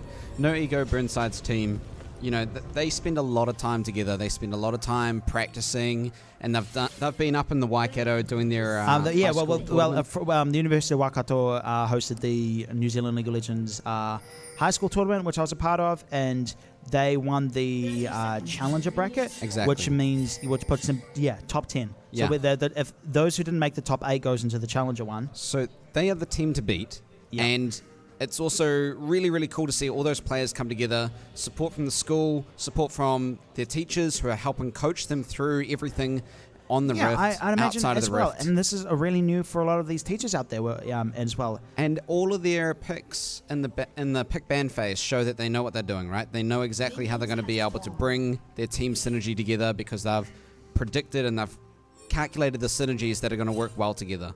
And that's what comes from having a coach back you up on the team, being able to tell you where and what to do. Often these players are their own coaches as well. Often, which is really difficult because you have to watch your own games and be really self-critical. You have to be like, I shouldn't have done that as well. And it's really hard not to kind of beat yourself up about it because they're just mistakes as well. But at the end of the day, you need to pick apart those small mistakes to make yourself better as a player in terms of the bigger pro league as well. Oh my gosh. I think we saw a pink Sheen yesterday, and now we're seeing a pink Mordekaiser, and I love it, and I'm here for it. Gonna be hard to miss him, huh? Yeah, exactly. And so, see, and that's Karthus is doing exactly what Karthus wants to do, right? He's going to want to do a full clear, and he, again, as we said yesterday, these champions, once they hit level 6, after killing enough people or taking away enough monsters, they hit a level 6, they unlock a big ability, a game-changing ability, right? So they can use this every so often. And Karthus, if he can just kill all of the creeps around him as fast as possible and hit that level 6, he's going to have a game-changing ultimate, one that affects the whole map. So you see players get out of situations with a sliver of HP, right? You see them. I think in the last game we were like they just managed to escape and whatnot. Karthus doesn't let that happen. His ultimate, he says, all 5 players, I will deal this amount of damage to you no matter where you are on the map. So he challenge, See, that's great, and that's a really big benefit to Karthus. But the downside is that as he's going around trying to kill all of these little monsters to try and get to level 6, his opponent might be helping out his team, helping... He's not going to be as present in lanes. Exactly. He's going to come in, he's going to 2v1, and 2 versus 1 is a really... it's much more in favor of the... And something Skarner needs to do as well is beat Karthus early, right? Don't go and fight him. I don't know why he's still sitting in his own jungle, because Skarner has spies all over the map. So it's like capture the flag with Skarner in a way. So that little scorpion. So he's got these little flags around the map. Yeah. That boosts his kind of stuff, right? So he should be going over for those fights. You can see here from No Ego, they are relentless. They are not letting them breathe at all. Yeah, Caitlin's really good at that. Caitlin's really good at that. I mean, why did I say Caitlin? Ash is really good at that. Ash is very good at poking. Ash is really good at that with volleys as well. See, and I think the Rakan coming through, what they want to do is, Samira is, like you said, a ticking time bomb, right? She can work herself up, and Leona's that big tanky girl that stands in front and locks people down. This is huge. Karthus grabs a scuttle in a river. So the scuttle crab gives quite a lot of XP, especially early on, and it's in the river, which means it's in the middle ground. It's in the no man's land, the trench of that. It's both junglers contest that, right? Ooh. And if he gets both of them, it's going to be huge. Look, Skarner's trying to go for this scuttle crab on the top side, but he's going to get pinched. But Stevo's pushed out his wave. He's gotten the priority, and like Josh has something to say about it. He's going to try and burst down Karthus as well, but he pops back to his little distortion, and Karthus should be able to pick both of them. Smite it away as well, and Skarner a bit too far forward. He gets both scuttle crabs, and now he's had that. Look, he's got 32 to his 24, so almost a 10 CS lead. He's doing exactly what he wants to do. He wants to go around. He wants to get to that level 6, like we mentioned earlier, and have that game-changing ultimate. He is taking as many little creeps as possible, and you can see there, as the spectator was pointing out, he's got 32 under his belt, as opposed to his opponent, which is 24 at the moment. So Skarner should have really fast clears, with your spies as well. Absolutely. And so it's a huge lead at the moment in the jungle. That's exactly those scuttle crabs you mentioned earlier. Getting those in the little river, those neutral monsters, means that he's going to have an advantage in level. Yeah, exactly. I'm really impressed with the draft of Burnside as well. And at the moment, I think, Skarner needs to be in your face a lot more. So, I was talking about Ash being a really good pick for, pressing in. And because she's got the Hawk shot as well, meaning that if your vision runs out, you can have it's global as well. So you can just shoot it through wherever you map and try and play hide and seek with the junglers. See, and the other thing as well is No Ego Ash is bullying these guys in their lane. They're keeping them close to their tower, their safe little tower, to hold it close.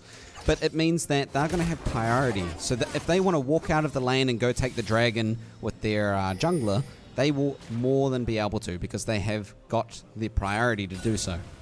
So something that's really cool with Riot, so huge thanks to Riot as well for giving us these. So yeah, the CCL blue, CCL, however there's going in, but he went in and out. Yeah, that's just was like, yeah, nope. But yeah, these accounts, you know, not only do they give technical stuff, but all the skins are unlocked for it. So all the cosmetics and things like that, they can customize their characters as they like. And Skarner's gone for the classic, and I absolutely respect that. He's got like a legend. He's got I think like a legendary skin, but he's just gone for the classic, which is just like a cosmetics be damned. I'm here playing Skarner. That's the big. Yeah. See, it's going to be interesting. I think you know, a little bit of future prediction with the amount of pressure that No Ego are putting down on Hillmorden. They are probably going to be more likely to take away that dragon. Yeah, and look, just CS alone, it's a 1k gold lead. Just by applying the slow pressure. But yeah, so that's because they got priority, and they'll have priority in bottom lane and middle lane, meaning their waves will be shoved up, meaning, yeah, if Hillmorden want to contest, they're going to be losing a lot of golden XP as the minions crash in. So yeah, they're going to be starting this one up. It is on a ward, so Hillmorden know this is happening, but they're not available to be there because look, Leona on the bottom right, Leona's just coming up into the lane as well. And No Ego have done a brilliant job here because they've got all 4 of their teammates taking away the dragon. Their big objective all together as a team, making sure that Hillmorden cannot contest it safely. Yeah, and the Fnatic logo brought up after the dragon was taken. It must hurt. I mean, Fnatic we saw against top esports, the proposed favourites from China to be able to win the whole tournament. They took 2 games off them at the start, and then the first reverse sweep in world's history.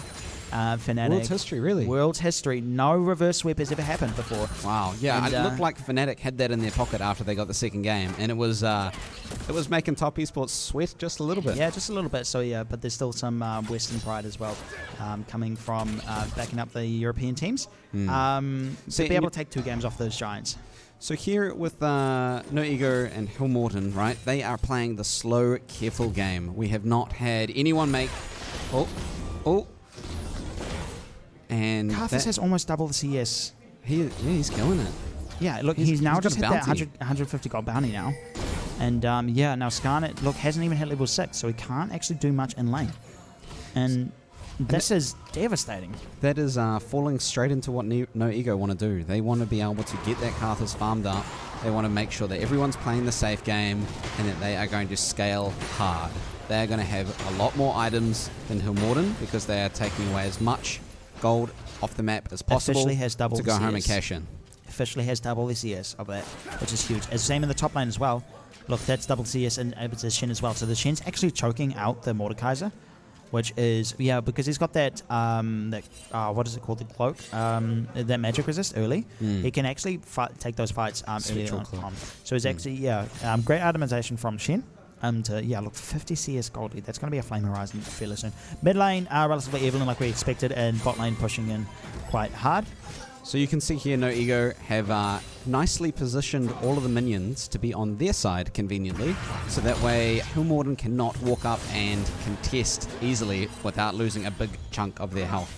Yeah, that's what I was saying earlier as well, is you know, when they want to go for these dragons and whatnot, they're either in a lose-lose situation, and they're forced to actually not be able to contest it because they'll either be late to the party. Oh, here we go. This is our first scuffle of the match, and that's going to be catching Samara out on the rotation. She's going to be alright. Have to flash, use the blast gun out of the safety. But you can't run from Karthus. That's first blood with the Requiem. Death Singer strikes first as well. And they pick up a second. And they get the second as well. Leona falls, and you don't expect Karthus to be in your jungle. But Karthus is now in your jungle. Karthus is in your jungle. He's got a kill and assist. He's got double the CS. Three stacks on the Dark Seal, which will turn into a Magi's later on. So he is going to be flexing his muscles hard. He's just walked into your territory, said, "See you later. I'm going to take you out, and I'm going to take all of your resources in your jungle as well." I'm not sure why Samara was... Is it Samaria? I don't know. Samaria was walking up into that situation. Bit questionable. I mean, I could understand if you were coming down to But like she's on level 6, and they didn't know where the jungler was, so it's a tricky, it's questionable play. Yeah, Samara's in a tricky spot. She's getting pressured out of her lane. I mean, she can go over and take some rock buddies away from the jungle and try and keep up, but yeah, running around in the jungle is just going to get you killed, especially when you got a Karthus with, like we said, double the CS. Right. Yeah. So in terms of look, when you want, like at this point in the game, because it's only like we've seen at this point we're at 10 minutes in the game where there could be 10 kills per side, or no, so we've seen those chaotic games. There's only 2 at this side, so they're playing it very slow, methodical, and which means it's one of those ones where it's just as intense as those bloodbaths, because every little play you make, every little positioning, every click you make, you need to have a reason why you're doing that as well. There needs to be something behind why. Yeah. Why am I pushing this wave? What am I going to try and get from that one, right? Why am I exchanging in? Like, every little action has a consequence, and they are trying to make sure their decisions are exactly on point to get what they want out of it. And that's why you have to play flawlessly against no ego as well, because they'll pick up on those little mistakes as well. They will punish you for those mistakes. Exactly. Yeah. And so they'll find those little mistakes. If you misposition a little bit right, they'll make you blow your flash, and then once you have your flash, they'll put all that pressure on you. And meanwhile, Josh though, is pulling that pressure back. So once they make a mistake and the Ugo come back and they punish for that mistake, they're going to get that little lead, and it is going to snowball into a big lead. They are going to become very difficult. Dark Seal. But yeah, as this Cloud Dragon's going to be taken up, they don't know what's happening, but they might be aware of it. This Dryas Bloom's going to be hit, so yeah, they're aware of it now. But I don't think he's going to... Oh yeah, no, they can't steal that. And great job on Rakan to be like, look, no one's popping over this wall, because timed it well that if anyone were to flash over it, they would just get knocked up instantly. Yeah. So those small things are quite impressive from that side here.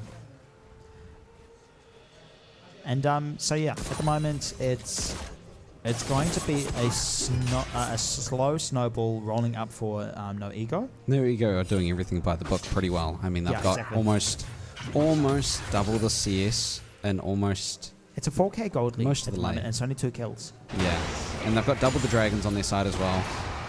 This is going to be not the easiest game for Morton. And yeah, so if you're Hellborn, you have to try and get some vision into Karthus's jungle, right, and time some of those spawns from the jungle. Like you can see the red buff's almost up on the minimap. Yeah. Right. You need to time it so that fact that you can get in there, shut them down, and but it's really hard because, and this is why I'm saying, this is why I'm really commending Burnside's draft, is because they've got solo laners that will always be able to hold their own. Oh, here we go. Pretty much deny priority. Bot lane is going down. Yeah, and that's going to be the arrow coming out as well. Stunning down. That's going to be a tower dive as well. Baby. The quickness coming down. That's the stun Here we coming go. down. Cleanse snares it out. But the ult goes. Doesn't quite give enough damage as well. But Ash is looking like he wants more. Samara is on HP as well. My goodness. The Requiem is up and available. He can just press that R button and should be able to get a kill. But he has to get us. He's up. He looks a little preoccupied. Here we go. That's going to be the ult coming down, and that's going to be a Samara kill. There we go. Death Singer. See you later. Up the second kill from across the map. That's the beauty of Karthus as well. But yeah, look, he's level 11 now at 15 minutes. He is killing it. He is. He's applying pressure all over the map. I don't even have to be there to kill you. Exactly, and he's walked away with his win condition for free. Right there needs like it's. I like Skarner as a pick genuinely, but I think.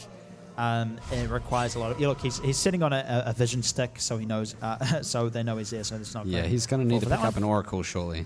But, yeah, the problem is, like, you need something aggressive into the Karthus. That's the other thing, right? Is No Ego have the objectives, they have the pressure all over the map, and they have the wards as well, giving them the vision. And we spoke about this yesterday. We said that those wards, those little things in the bushes, they give you vision. So that way you can see all over the map and you can kind of predict what's going to happen or where people are coming from. So if you've got someone rushing down at you on the bot lane, then you're gonna get good notice. You're going to get a good time ahead to know what's about to go down. Yeah, exactly. So it's your warning. However, it's really tricky because the vision sticks don't scream at you, someone's here. Yeah. You have to be really attentive by looking at your minimap. and seeing where those little icons are. That's true. Right? And for example, and even if it's not in your lane, right?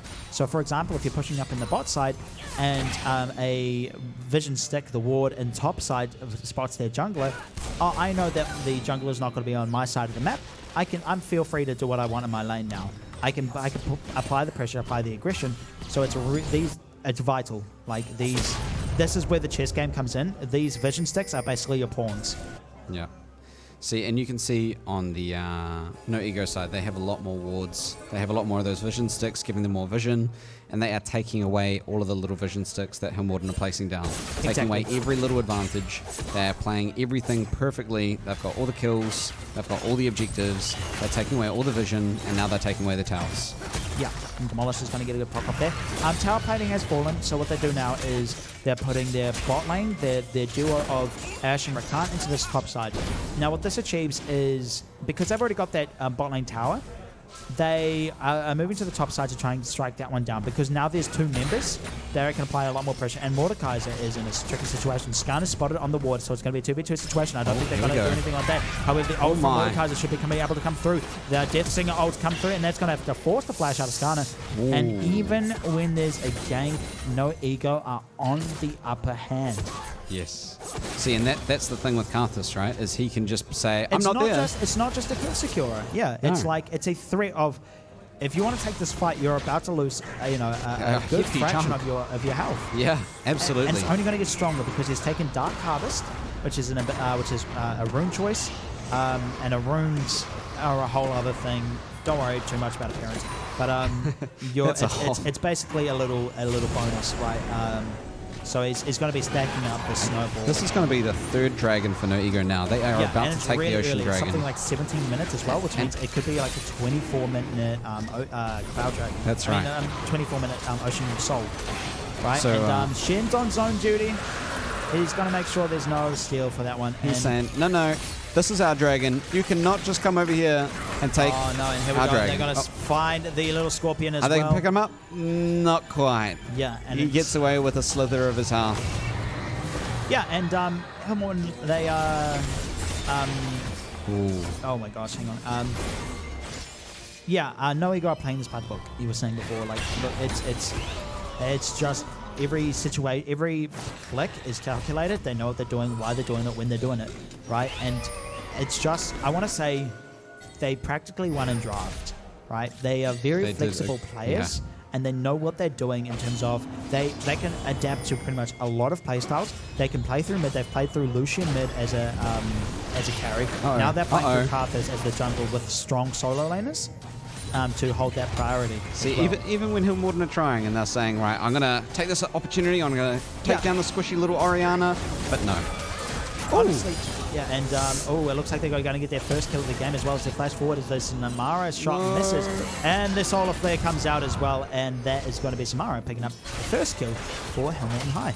And, well done. That's exactly what they need to do. Little picks here and there, bring them back up to scale. I mean, it is going to be a hard game to come back from, but this is exactly what they need to do. And my gosh, and Josh is going to go in forward with that one, and there's Leona to back that one up as well, ticking down. Leona's going to have to use the sword to pick that one up, and the Requiem picks that one up as well, Yeah, I'm seeing the support, and I'm eyeing up how many giveaways we still have to do. We still have tons of giveaways, and the crowd is really cheering on their favorite teams. They are. They're going to be deserving after this.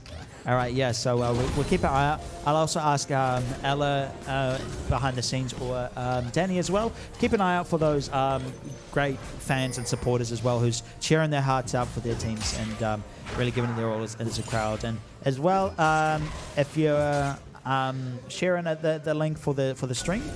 Yes, please do remember to share out the link for the stream, right? So this USB is going to go to pretty much after this game, the first person who shows me that they've shared it on a social media. That's a great idea. Yeah. If you've shared this out to your friends in whānau, make sure that you come and show us. Yeah. And we will give you one of the USBs as a prize giveaway. How many do we have left? Enough USBs. We'll have enough prizes. We got plenty. Make sure we'll figure something out. And at the end of the day, of course, if you don't get a prize, you've already got a prize, because if you go to PBTech and type in Esports 1 into one of your codes as well. Oh, Mordecai's going over the wall as well. He's going to look for a fight, but he's on the wrong side of this one as well. He pulls in the he pulls into the Ash as well, into the Death Realm as well. It almost gets that one down. But yeah, there's going to be Samaria picking up the kill in exchange for that one. It's going to be a 1-for-1. And that's what you kind of want from Hill Morton. And yeah, so Ash just those little wins. Yeah, Ash is being shut down to be farming in these lanes, and so yeah, being able to get that damage across with the Mordekaiser is pretty huge. But yeah, look at Karthus, 700 gold bounty, 3-0. He's got 7 stacks on the Magi's. So that's your priority target. Yeah, this is where it comes in, right? Oh my gosh! He dodges. Takes the tower goodness! Shot. Oh, I wish we could see that one again. But what happened there was, it was well played by Josh. It was well played by Rib in the top lane, and it was well played by who was it? Steve-O in the mid lane, because Josh dodged the shockwave with the distortion, but went too far forward and took a tower shot. Yeah. And so that was, the difference maker as well. That life-saving ultimate came through just in the nick of time from Shen, saving his buddy. Yeah, the Winions grabbed the tower on that one in the mid lane. And yeah, Dragon, look, if we go into, if you go into the bottom left and click that eye for us, the bottom left, and click the eye, we can find out the Dragon spawn timers. That way we can figure out... yeah, so the Hawkshot spots Skarner on the bot side, but yeah. Then we can know when they're Dragon spawning, because as we found out yesterday, I'm not that great when it comes to timers. But yeah, Baron spawns at 20 minutes, so we've got that spawned. Yeah, so yeah, it's got to be excitement as well. That's the China Crystal Arrow coming out for the snipe as well. Oh, dodged away from the Mordekaiser. And now he's in a 3v1 situation. He's going to go for the ult as well, probably to lock him in the Death Realm as well. Gets knocked up with the Rakan. Now remember, this is 30 seconds in the future. Something big's going to happen. Right, we can hear on the stage. All right, that was so very look, close. We're setting up for this dragon and this mountain. So this Ocean Soul should be coming up soon. Yeah, the golden time is up. It's about to spawn. They've got control over it as well. And the proper water, they know it's spawning. They know it's there. And they know it's going to be a 5v5 fight at the moment. So get prepared and get excited. The dragon is started up. LeBlanc on the top side of the river as well. It's getting bursted down as well. Wall of Pain is going to slow them down. Oh my goodness. And it's going to get smoked away. And it's going to get stolen by the Oriana as well. And that goes to the Soul over there. And the Death Realm. Karthus goes, but he says, oh, the huge shockwave! It's a Requiem! That's going to be huge damage coming out. But Josh tries to get something back on the return. Wow. And that's going to be a double kill. An ace for Burnside College. No ego taking it away. Look at that. Nice and clean. All of their players up. That is an ace. That's an ace. That is 5-0 as well. And good attempt from Mordekaiser to pull in Karthus into the Death Realm to try and take him away. As I was saying before, even if you're not doing well as Mordekaiser, you can still take away one of those priority targets. But they grouped up for a huge shockwave into a huge Requiem. And yeah, I think we've been past a little note. We have the win note, which has got the link. So this is going to be again for. I mean, this game is absolutely nuts. It's crazy. There's so much excitement going on, and we want to make sure that everyone can share out the link so we can get the live stream up and popping off. We want to get as many people in and tuning in that cannot be here today, and they'll be able to benefit from being able to join in and cheering on the community. Again, the link for sharing the stream is bit.ly/CCCL Esports Day 2. Again, that's bit.ly/CCCL Esports Day 2. Oh my gosh, and that's a top laner just stomping in style. That's how you play Shen. We were saying it before. Look, Rip knows exactly where to get the Angry Bee emote out of there. And, yeah, now he's in this solo lane and he's fine. Look, yeah, and it looks like Burnside are very much on their way in grabbing that final spot. And yeah. Oh, the Enchantress is going to come in with the stun as well. There's no follow-up damage, and however, as well. LeBlanc going to go into his Trine Zone off the Ash. And we are currently sitting at 3-13, and No Ego have Ocean Soul. Yeah, look, Burnside. Like if you want to highlight like a player from Burnside as well, there isn't really one to highlight because they're all They are all doing exceptional really well. players. I mean, we've got And the way they win these games as well is not through individual skill, but more the fact of their macro is immaculate. They know exactly what they're doing, why they're doing it, when they're doing it. And that is exactly why, that they are a solid group of guys that have been working together for a really long time. They have their synergies, they have their teamwork down, and they got the communication down. And it goes to show when you look at their scores, because they are doing everything by the book perfectly. Yeah, and now look, they're setting up for this Baron. The Baron's still up for grabs, so they should be setting up there in these lanes, right? And so yeah, what they should be resetting, and they should be popping into a. I'm so distracted. I know that I'm really distracted because I know there's something about to happen really soon, and I just don't see how it's going to happen. We'll see. They're going to be pushing the Solar straight Flare down. maybe coming out from that, or the Zenith Blade from Leona. They've got the Baron buff. They're pushing their little buddies, their minions down the line. They're going to try and siege mid, while their teammates, Karthus, can sit in the back and say, hey, I've got my R button. Yeah, look at this. Skarner's got the flank set up. It's going to be a 3v3 at the moment. But look, he's found the Ash as well, and that's going to be a Charm Crystal Arrow coming. Oh, no, sorry, that is the Ash. But the Zenith Blade goes into Solar Flare as well. That's going to be the Requiem coming out, and that's going to be a huge damage as well. Oh, baby. Cleaning house, and that is going to be the Ignite takedown. See you later. Josh is running his little tush away as well. Mordekaiser. Oh, he's in trouble. And going to be hooked in for that one. And just pick up another one. And another one. And another one. Now we're going to take your They mid. could probably take this game here. Actually, no. Karthus is topside. Actually, but they might have. No, enough. they've got. I mean, the, if enough they pressure to secure push Josh through. here, they could probably get this easy. That's so yeah, right. getting the taunt up as well. Yeah, that's. See you later. Yep. And the Fnatic logo's coming out, and as they take down the Nexus in dominating fashion as well. Burnside move on to face Boys High in the grand final here. Well done, No Ego. Well done. You guys indeed. deserved it. And yeah, I'm really excited for this final. Both teams are looking really, really good. They are super strong. They are definitely showing off. They are styling on the Rift. They know exactly what they're up to. I think everyone from No Ego played everything really, really well. They did everything that they needed to. They got all the objectives. They had the leads. They knew the strengths. They knew their weaknesses, and they played everything exactly how they wanted to. So yeah, Burnside versus Boys High in the final, and we'll grab an interview with. I kind of want to talk to either the jungler or just the captain. Anyone really is good to chat to, because we had an interview with Steve-O yesterday, so maybe we can grab someone else. I reckon we could grab someone else. Yeah, grab a Death Singer. Do you want an interview, buddy? Do you want to come in for an interview? Awesome. Pressing the R button. Yeah, everyone, this is Death Singer. Wait, where's our chair? Oh, we're on this side now. Okay, cool. Right, so yeah, actually, so we'll pass the mic like this. So basically, I have to speak right into it. So we'll give it a test. Okay. Hello. Well done, man. Well done. Hello. Okay. You just played everything exactly how you wanted to, straight from the beginning. You knew that full clears throughout your jungle were going to be the way you wanted to play it. Yep. And even all the way through the entire game, you had pressure over the entire map. You got every single dragon, ended up with Ocean Soul. How did things go? How did you think they went? It just went perfect, I guess. Oh, it just went perfect. Just how we drafted and then how we wanted the game to go just all went to plan.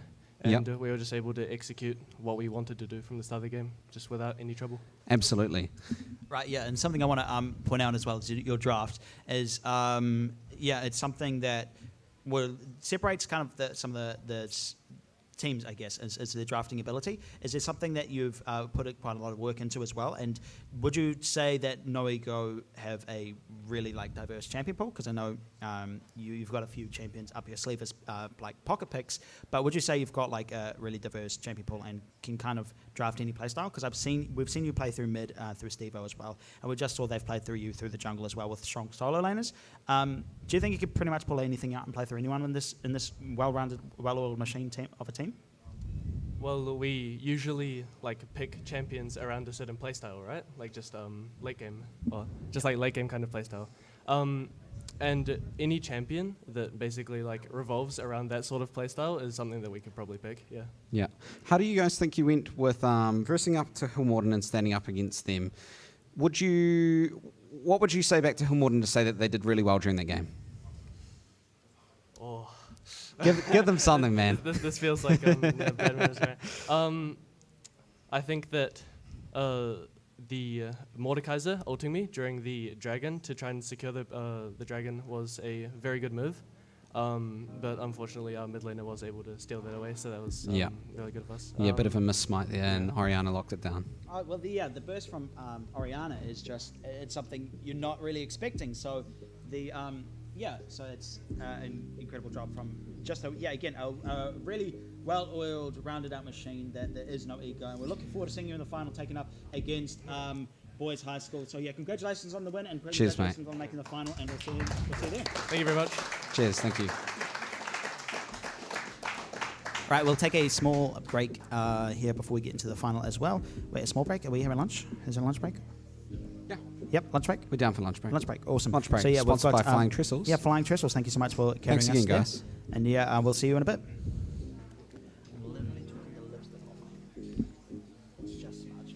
Yeah, it's the French kissing of the mic, eh?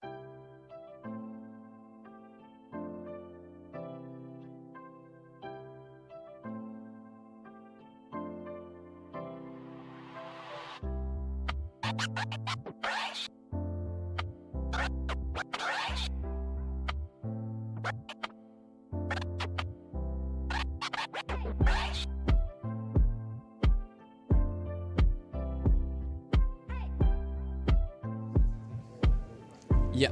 Can I get you to bring that in? Can I get you to bring it in? Yeah. It'll be obvious. Yeah. Hi. Welcome back, everybody. Hello. This is the. We're ready for the grand final. For it, are we? Yeah, doing grand that now? final. There's a lot on the line at the moment. We've got Christchurch Boys High School Blue coming through in the finals versus Burnside's No Ego, and they are competing for the TSB voucher. One big check for $500, as well as an additional $250 PBTech voucher as well. And there's a beautiful, beautiful trophy here as well. Thanks to TSB for this for the trophy as well. And and also we've got a couple of MVP awards as well. I'm loving to see the audience is stacked out on these chairs as well. And speaking of chairs, It's a is full there anything? house. Is there anything under the chairs? Oh, there maybe? might be something under the Under chairs. the chairs. Are there anything under your chairs? Oh. Maybe taped to your. It's the not an outside of your iPad, chair? but it might be a PBTech voucher. You may have a PBTech voucher under your chair. I believe we chucked out a couple earlier. It would be really funny if we didn't. It'd be really funny. I think it'd be funny if we didn't tape them under. No, But there yeah, is actually. if you got one, stand up, shake it around. Well, congratulations if you got that. Yeah, well done, mate. Woo. Good work.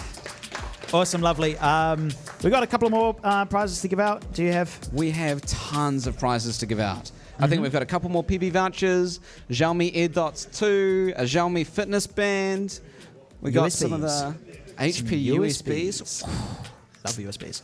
Yeah. We've even got a Spark goodie bag to give away as well. Why don't we give that away first? That sounds fun. That sounds like Sounds good.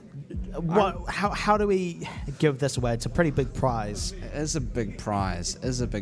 Should we test someone's memory We could test the memory. in Yeah. terms Go of for if anyone can remember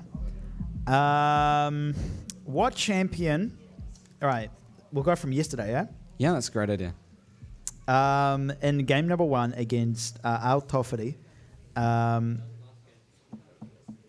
first game that Burnside played. Does anyone remember who Bepsi played, the support? Yep. Tarek, that is correct. You won the Spark done. goodie bag as well. So yeah. One Great Spark memory. goodie bag Great for you. memory. Oh, we also have a Xiaomi power bank to give away as well. Yeah. Do you want to do that? Should we get into some of the notices and whatnot, and we'll Sure give can. away a couple more? So. Yep, so just before we jump into everything, we wanted to do a big thank you to all of our sponsors again, right? So none of this would be possible without them. We have Riot to thank for helping us endorse everything. Wouldn't be possible. Make it official, yeah. Yeah, it wouldn't be possible without them. I mean, we've had a couple of technical glitches and things like that come along, and for our pilot event, it's expected. And having the support of Riot Games to be able to support us and have Tournament Realm, their professional tournament client, to be able to run everything on, we wouldn't be able to pause the game or anything like that. So big thank you to Riot for helping us get this come together nicely. Yeah. PBTech, again, thanks PB for sponsoring a lot of this gear. All of the PC gear that you see up on stage that all the players are playing on is from PB.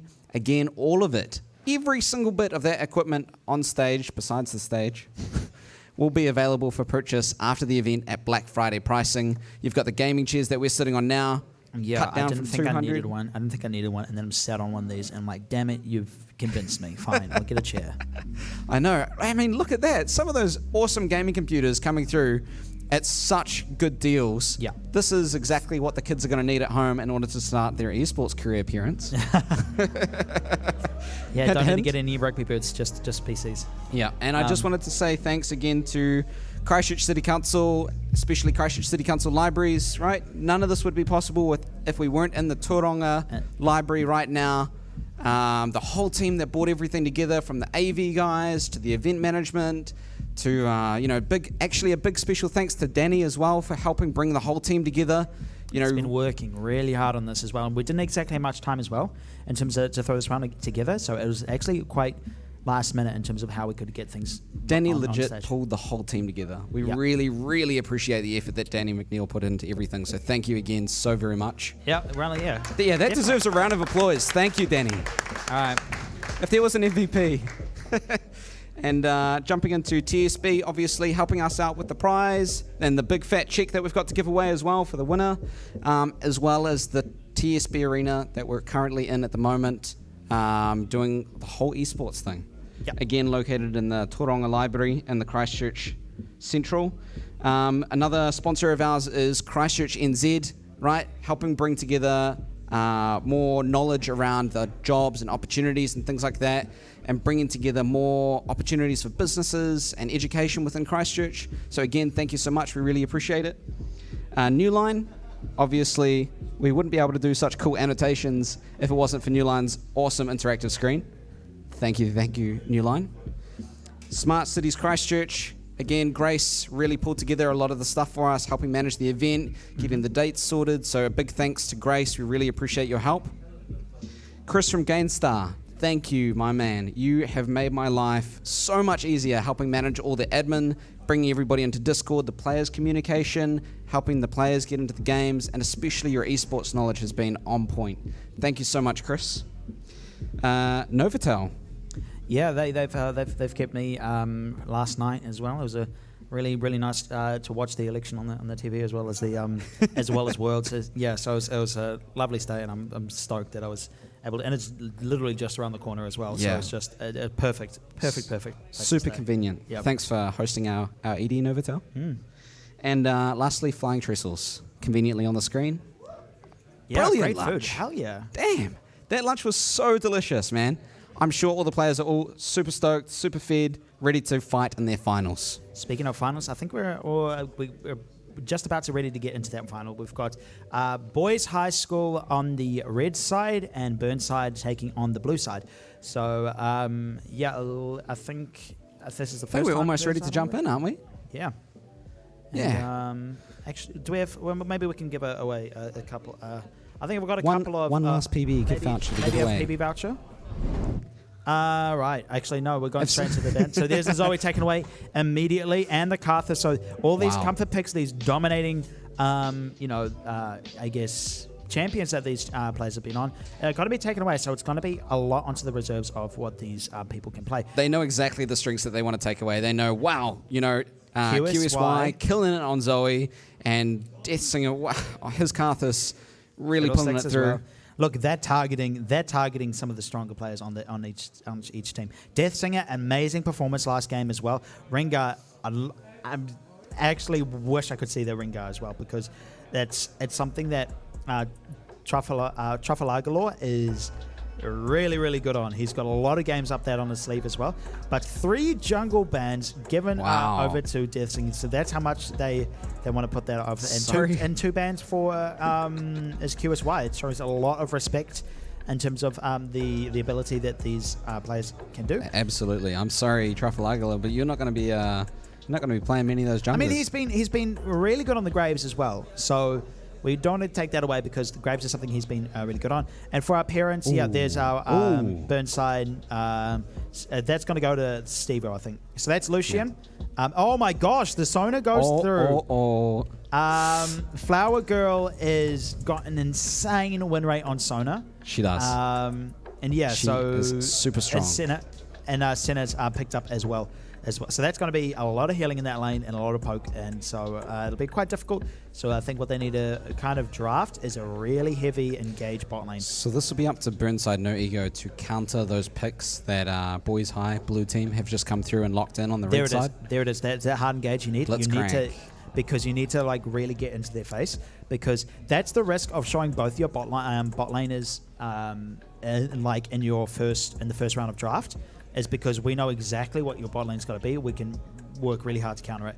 And look, they don't even have to show their marksman either, but they've got that hard engaged, so they should be fine for that. And they can pick their top laner for Gangplank, which Rip is.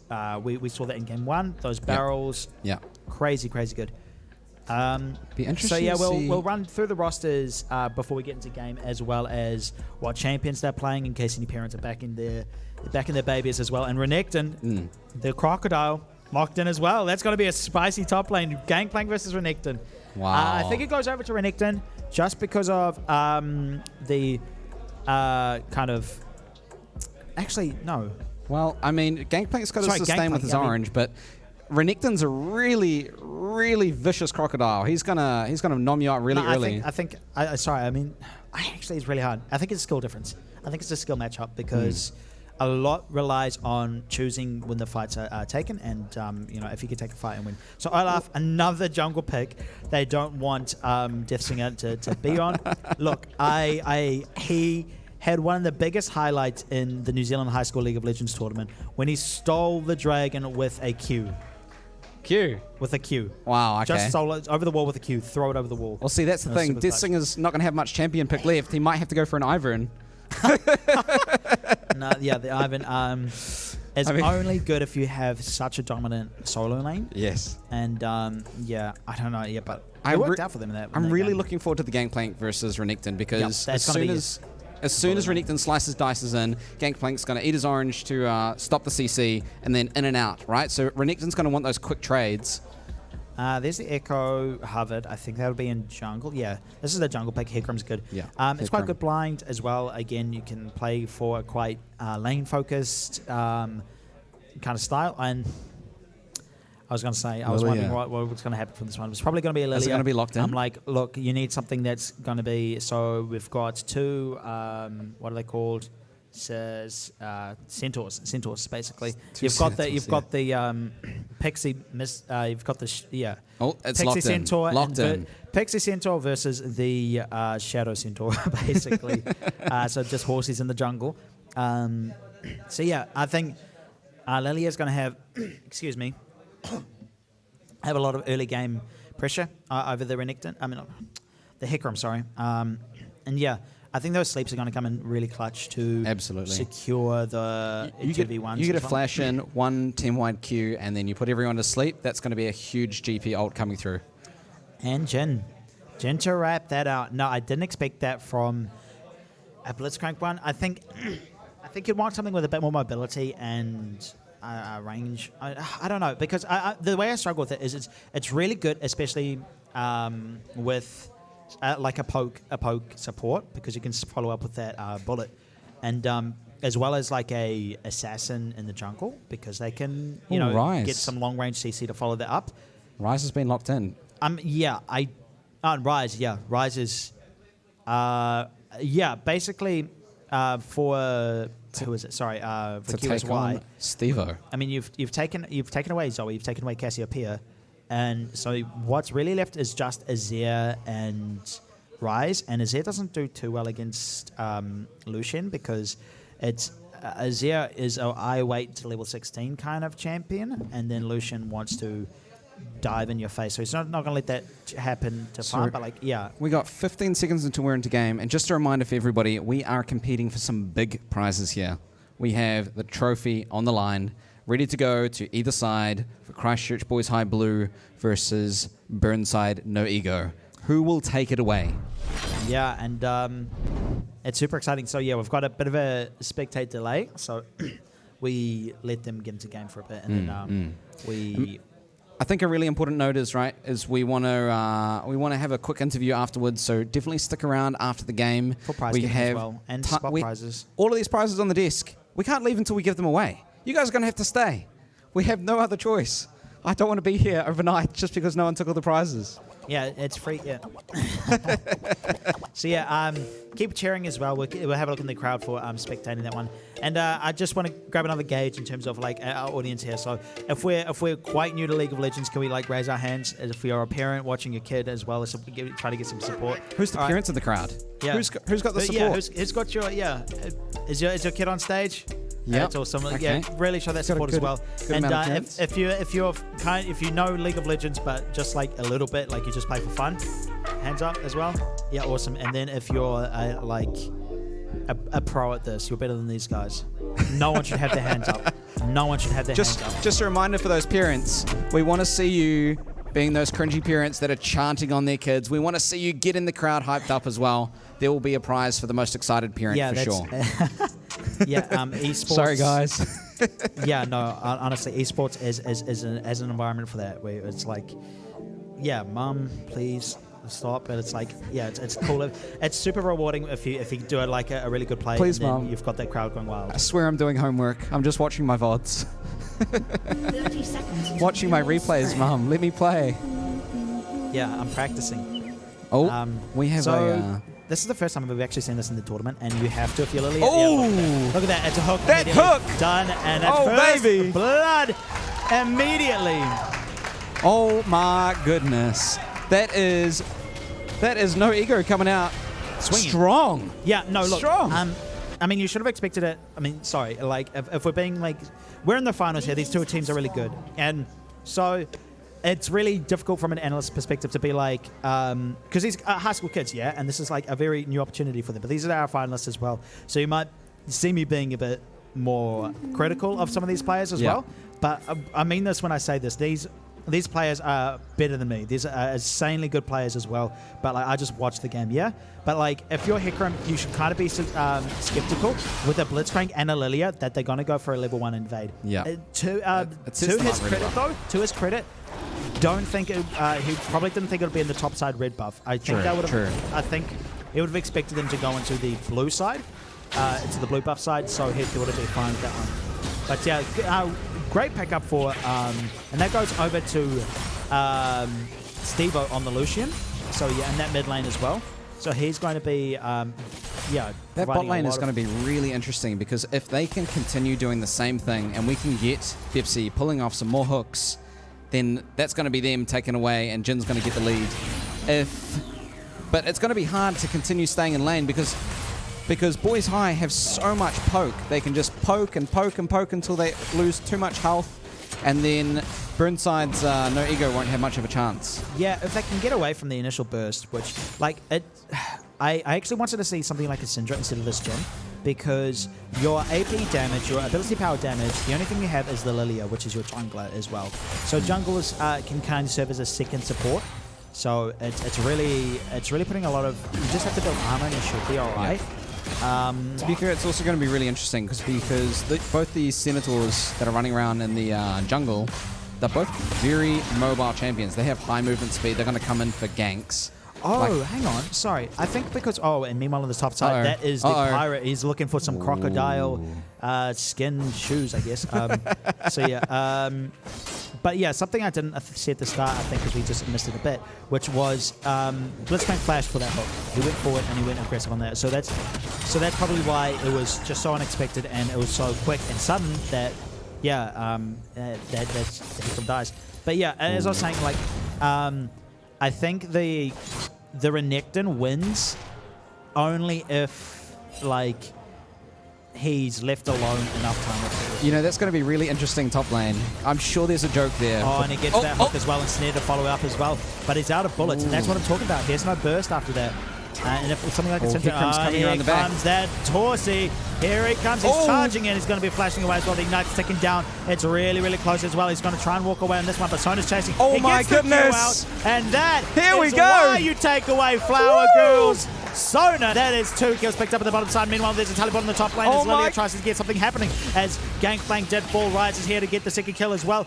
And Renekton's on super low health, and the teleport is coming out from Gangplank himself. He's going to see if he can get some revenge from this one. And yeah, so we missed that up in the top lane. But my goodness. So yeah, I think if Renekton, I was saying if Renekton's given the space with a bit of jungle presence, he'll win that lane.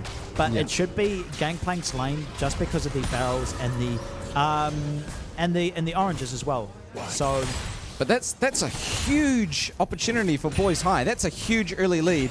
They are going to make Burnside No Ego. They're going to make them sweat a little bit. Yeah. I think Burnside are the Boys High are the underdogs here. Just because of your experience coming up from Burnside, you know they've been in this situation before, and they've been in a high pressure final and won it as well. So like we've seen Burnside No Ego in tournaments before that they've won, and Christchurch Boys High are going to be the guys to take them down. Hopefully. if they continue to play like this. Yeah, they look now. Something that Gangplank provides is if you look at the itemization as well. Look, he's gone for coal, so he's going for more of it. So right at the top for Gangplank, he's got that coal. So basically, he's got like once he hits 100 minion kills, then he gets rewarded. Yeah, right. And there's that grasp. However, he's not gonna. It's an investment basically. It's an investment. So he's gone for the insurance and late game. So. So Renekton's naturally going to win just from a little bit of... I'm sure there's a joke there with the pirate versus the crocodile anyway, but I'm sure seems the guy with the gun's winning at the moment. If you hit an orange, it can take... You're all right. But here's Hikram giving the Renekton some more love in this top side. Sitting up quite nicely. The wave is pushing forward, and the barrels are down as well. So we should be able to go for this one. Renekton is half health, does not have ult. Gangplank does have ult, but he's coming in right now. Keep in mind, he can probably turn this if he does have ult. He uses the ult as well, but that's going to be a lot of damage coming out. And that is Hikram taking that kill in there. Meanwhile, here comes Lilia trying to get some revenge. He lands the bowling ball, but he doesn't have ult as well. And Hikram's looping back around. No. Lilia's overstaying Dead Singer.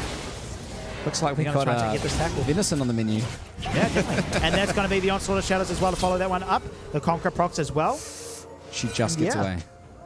Oh my goodness. Wow. Christchurch Boys High definitely putting on a show for the finals. Yeah. Oh my goodness. Christchurch Boys are blue. Christchurch Boys High blue. Christchurch Boys High blue. This is a mild mistake we have been talking about. Christchurch Boys High blue. So Burnside are actually on the red side. Oh, no. They're the ones with the advantage as well. I thought. So our whole analyst about everything that's been going on for the last 10 minutes, including Pixel Band. Reds Christchurch Boys. Oh, but the team name is blue. All right, I'm an idiot. That's fine. I was like, what? Christchurch High's blue? It says Christchurch High's blue. That means the blue side, right? No, Christchurch Boys High blue are on the red side. So See, now that is a confusing choice. So why would you do that to me? Let's just clarify. We have Christchurch Boys High on the red side, and they are taking away the game at the moment with 4 kills up. And Burnside, No Ego on the blue team on the bottom side of the map, they have 1 kill at the moment. However, if you look at the gold lead, it's only a 300 gold lead on the side of Boys High on the red side. Yep. All right, lovely. Good thing we had that right. Even though they're up on kills and they're getting these nice opportunities and getting some lanes ahead, they're still keeping up in fun. And keep in mind, it's a late game investment that Gangplank's working on. He's got the coal, he's got the Shen completed as well. And you've got your silver coins, whatever they are, for Gangplank's ultimate upgrade. That's right, yeah. Hikram taking a great path here, not going through the bush. So actually, yes, he's got to spot the ward. He's going to take that one out as he's kind of looking for Stevo in the mid lane. Sounds like something spicy is coming up. So barrels are set up. And so it's going to be shoving out this mid lane to try and get this priority so they can set up for Dragon. This Hikram's applying so much pressure to all of these lanes, though. Yeah, and so a hook, careful with the hook. Yeah, Sona needs to be really careful as well. But yeah, as you said about that poke as well, look at Hikram. He's on his way down. This could be a potential tower dive. Ultimates are No Ego's in trouble here. Sona's, he's going. Oh my goodness! That's going to be the shadow as well, and he's going to get hooked in under tower as well. Hikram falls, baby. And Stevo's here in the lane. He's got the teleport. He's going to be dashing in as well. In the end, it's a 1-for-1. Oh, a great hook, and the curtain call is drawn. It's going to get 1, will they 2, get him? 3. It's not going to hit Sona. Oh, he hit Sona! Oh my goodness! And there's the Gangplank there as well. He gets it as well! From downtown! Gangplank the Pirate! From their ultimate as well. I was going to say, wish he had a Carthus in that scenario. But he threads the needle. Oh my gosh, Grieve on the Jin as well. And meanwhile, Lily is in a tricky situation as well. He's going to get the dodge away from the Rise Q as he flashes forward. And the bowling ball goes out. And that's going to hit as well. But my goodness. Watch this and flash forward as well. No way!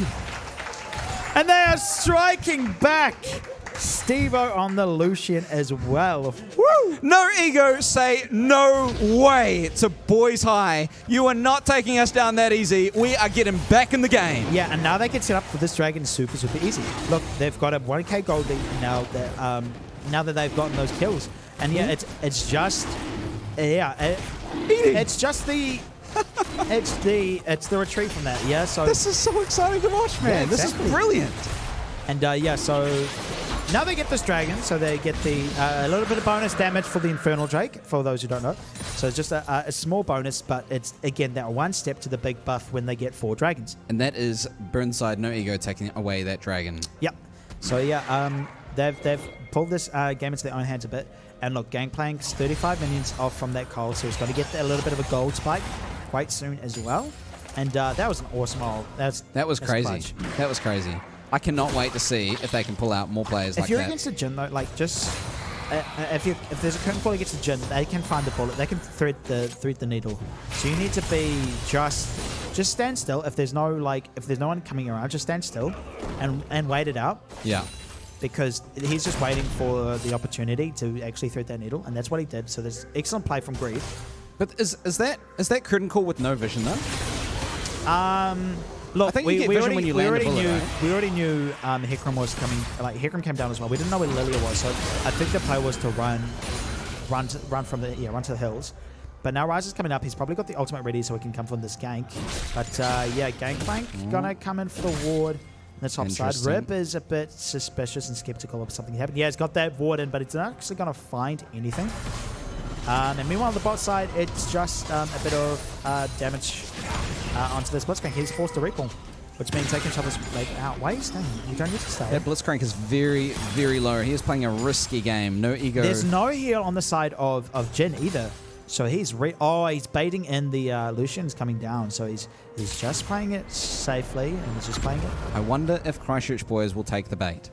I don't think they will. The Dawning Shadow is not available for Senna, so you can't get that snipe. And yeah, so it's just you're playing So with juicy. fire. You're playing with fire here. And yeah, no, Christchurch very disciplined there. Very disciplined. They see that candy on a stick and they don't take it.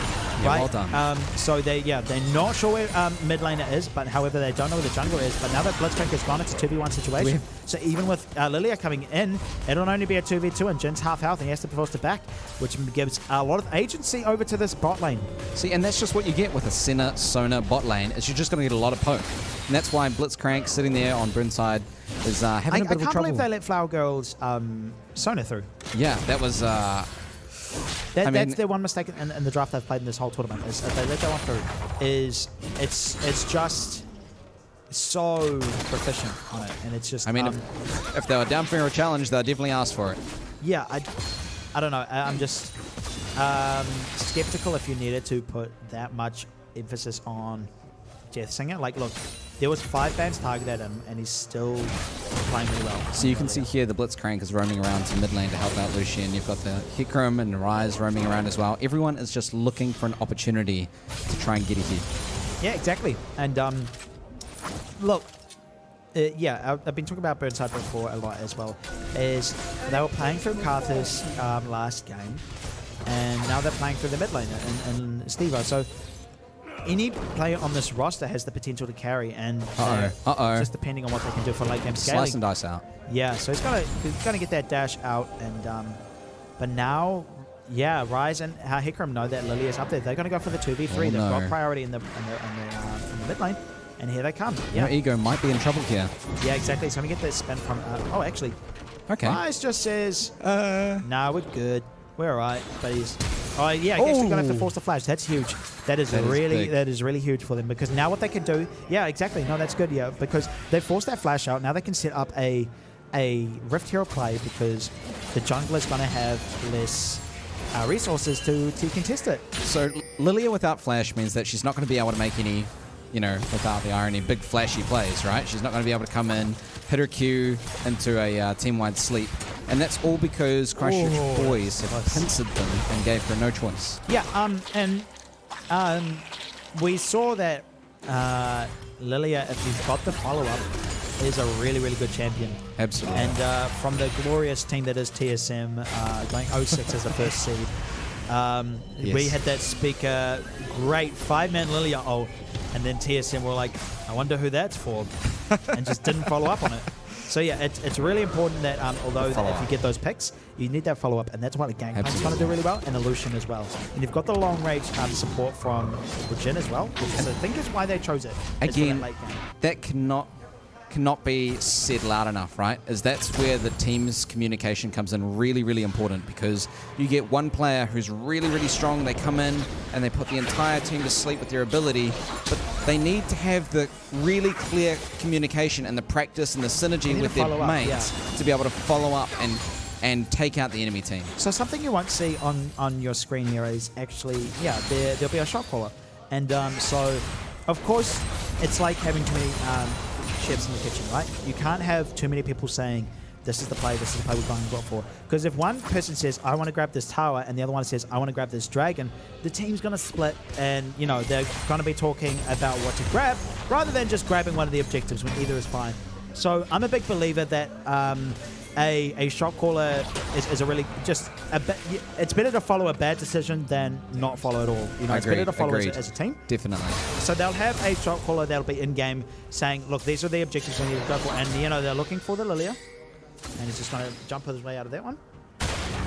And Ocean Dragon is up, so the second dragon's available, and it's 16 minutes, and usually we've seen third dragon up at around 18 minutes. So even though Boys High had that really strong early lead, they had 4 kills up. They have No Ego from Burnside have come back really, really strong. They have currently a 2,000 gold lead. Oh, the flash hook doesn't quite connect. They're trying to deny him out of the pit as well, and he falls. Senna's going to pick up one of the kills. See you later. Exactly, and that's going to be Steve-O with the culling as well. Not going to be enough to bring him down. And Boys High, I hear. Christchurch Boys High, bringing their A game. Well done. Kern calls out though. He's going to try and steal the bullet time, but no, it's not quite there. So yeah, it would have been a... That was risky. That was very risky, because they had taken away the hit room. They had to rely on their team to execute that dragon. Stand in front of it, honestly. You know where it's coming from, the opponent's there, and so... Then again, that Jin is pretty good at seeding the bullets straight through everyone. Yeah. We've seen that earlier. Look, this is the closest game we've had in the tournament, and you'd expect it to be, right? It's the finals. You know, it's clutch. You've got only a 1k gold difference between the blue and the red side. And so, but now, and a dragon per team as well. Just a reminder to everybody, make sure you are supporting your favorite team, because this game is so close. Giving that encouragement to your home team, your favorite team, might just be enough to get them the win. We will have prizes for the most excited parent. We'll have prizes for the most excited fans in the crowd. We have tons of stuff to give away. Make sure you guys are yelling and screaming when we get those kills. Yeah, exactly. And so you should know the players' names by now. We've got Rib in the top side for Burnside. Deathsing in the jungle, Steve-O in the mid lane, Grieve bot lane, and Bebsy as support. And Boys High, we've got Corrales in the top lane, Truffala Galore in the jungle, QSY in the mid lane, Tree IRL in the bot lane, and Foul Girl on support. So I want to be hearing those names as well when those players go like, yes, let's go. Let's go, Steve-O. Let's go, Squeezy. Yeah, that's me. Right, so yeah, we're looking at items now. We've got Essence Reaver and Mana Immune completed for Lucian. So Mana's not going to be a problem for him. So he's gotten 2 complete items, because he's got 4 kills and 160 CS. So that's quite a lot. Steve-O is going to hurt, that's for sure. But yeah, so what we often heard about Burnside. They like to play late game insurance kind of game, so they want to be going for that late game. However, you're going into a Rise who's going to be stacking up, you know, in terms of damage as well as a Senna. Absolutely. I think Boys High have really come to the game during their draft as well to make sure that they've got some late game carries. They've got the Renekton for the early game. They've got the Hikram for the constant pressure, pulling in the ganks. No one's sure when they're going to be safe. But man, oh man, are they really pulling out all the team fights to keep on top of things. I think Burnside, No Ego had a bit of a comeback to make in the beginning of the game, and they have done a brilliant job. Tree has, look, this bot lane, I really like the itemization, right? So Tree has gotten a Edge of Night as opposed to the Yomi's on the way in, yeah. So the Yomi's Ghostblade that we've been seeing in pro play, and honestly I prefer it as well, because when you're against hard CC, you're going to need that one as well. Thing is, Jin's playing really well in terms of getting that one off with the bouncing grenade. So I don't think Senna's got that for laning phase necessarily, but more for the late game team fights. No, but letting Flower Girl come through with her Sona, you can see that she's 3, 1, and 3. She is killing it and laying down the damage with that Sheen. Now she's even got one of the Dark Seals, 4 stacks so far. I'm sure we anticipate to see that turn into a Magi's. Also, Executioner's Calling is complete for Jin, which means he's going to get... Yeah, it's same with Gangplank as well. You've got a lot of healing on the side of... Absolutely. They're going to stop the healing come through from Yeah, look, Hecarim. and I expect Lucian to get the Executioner's Calling next, and I expect a Morello's coming out of Lilia, because the healing, the only person that's not healing is Rise. You know, everyone else has got healing in their kit. So, Dragon, is it Dragon up? I can't see. I'm blind. Dragon's not quite up, but the, Blitzcrank is looking for the hook.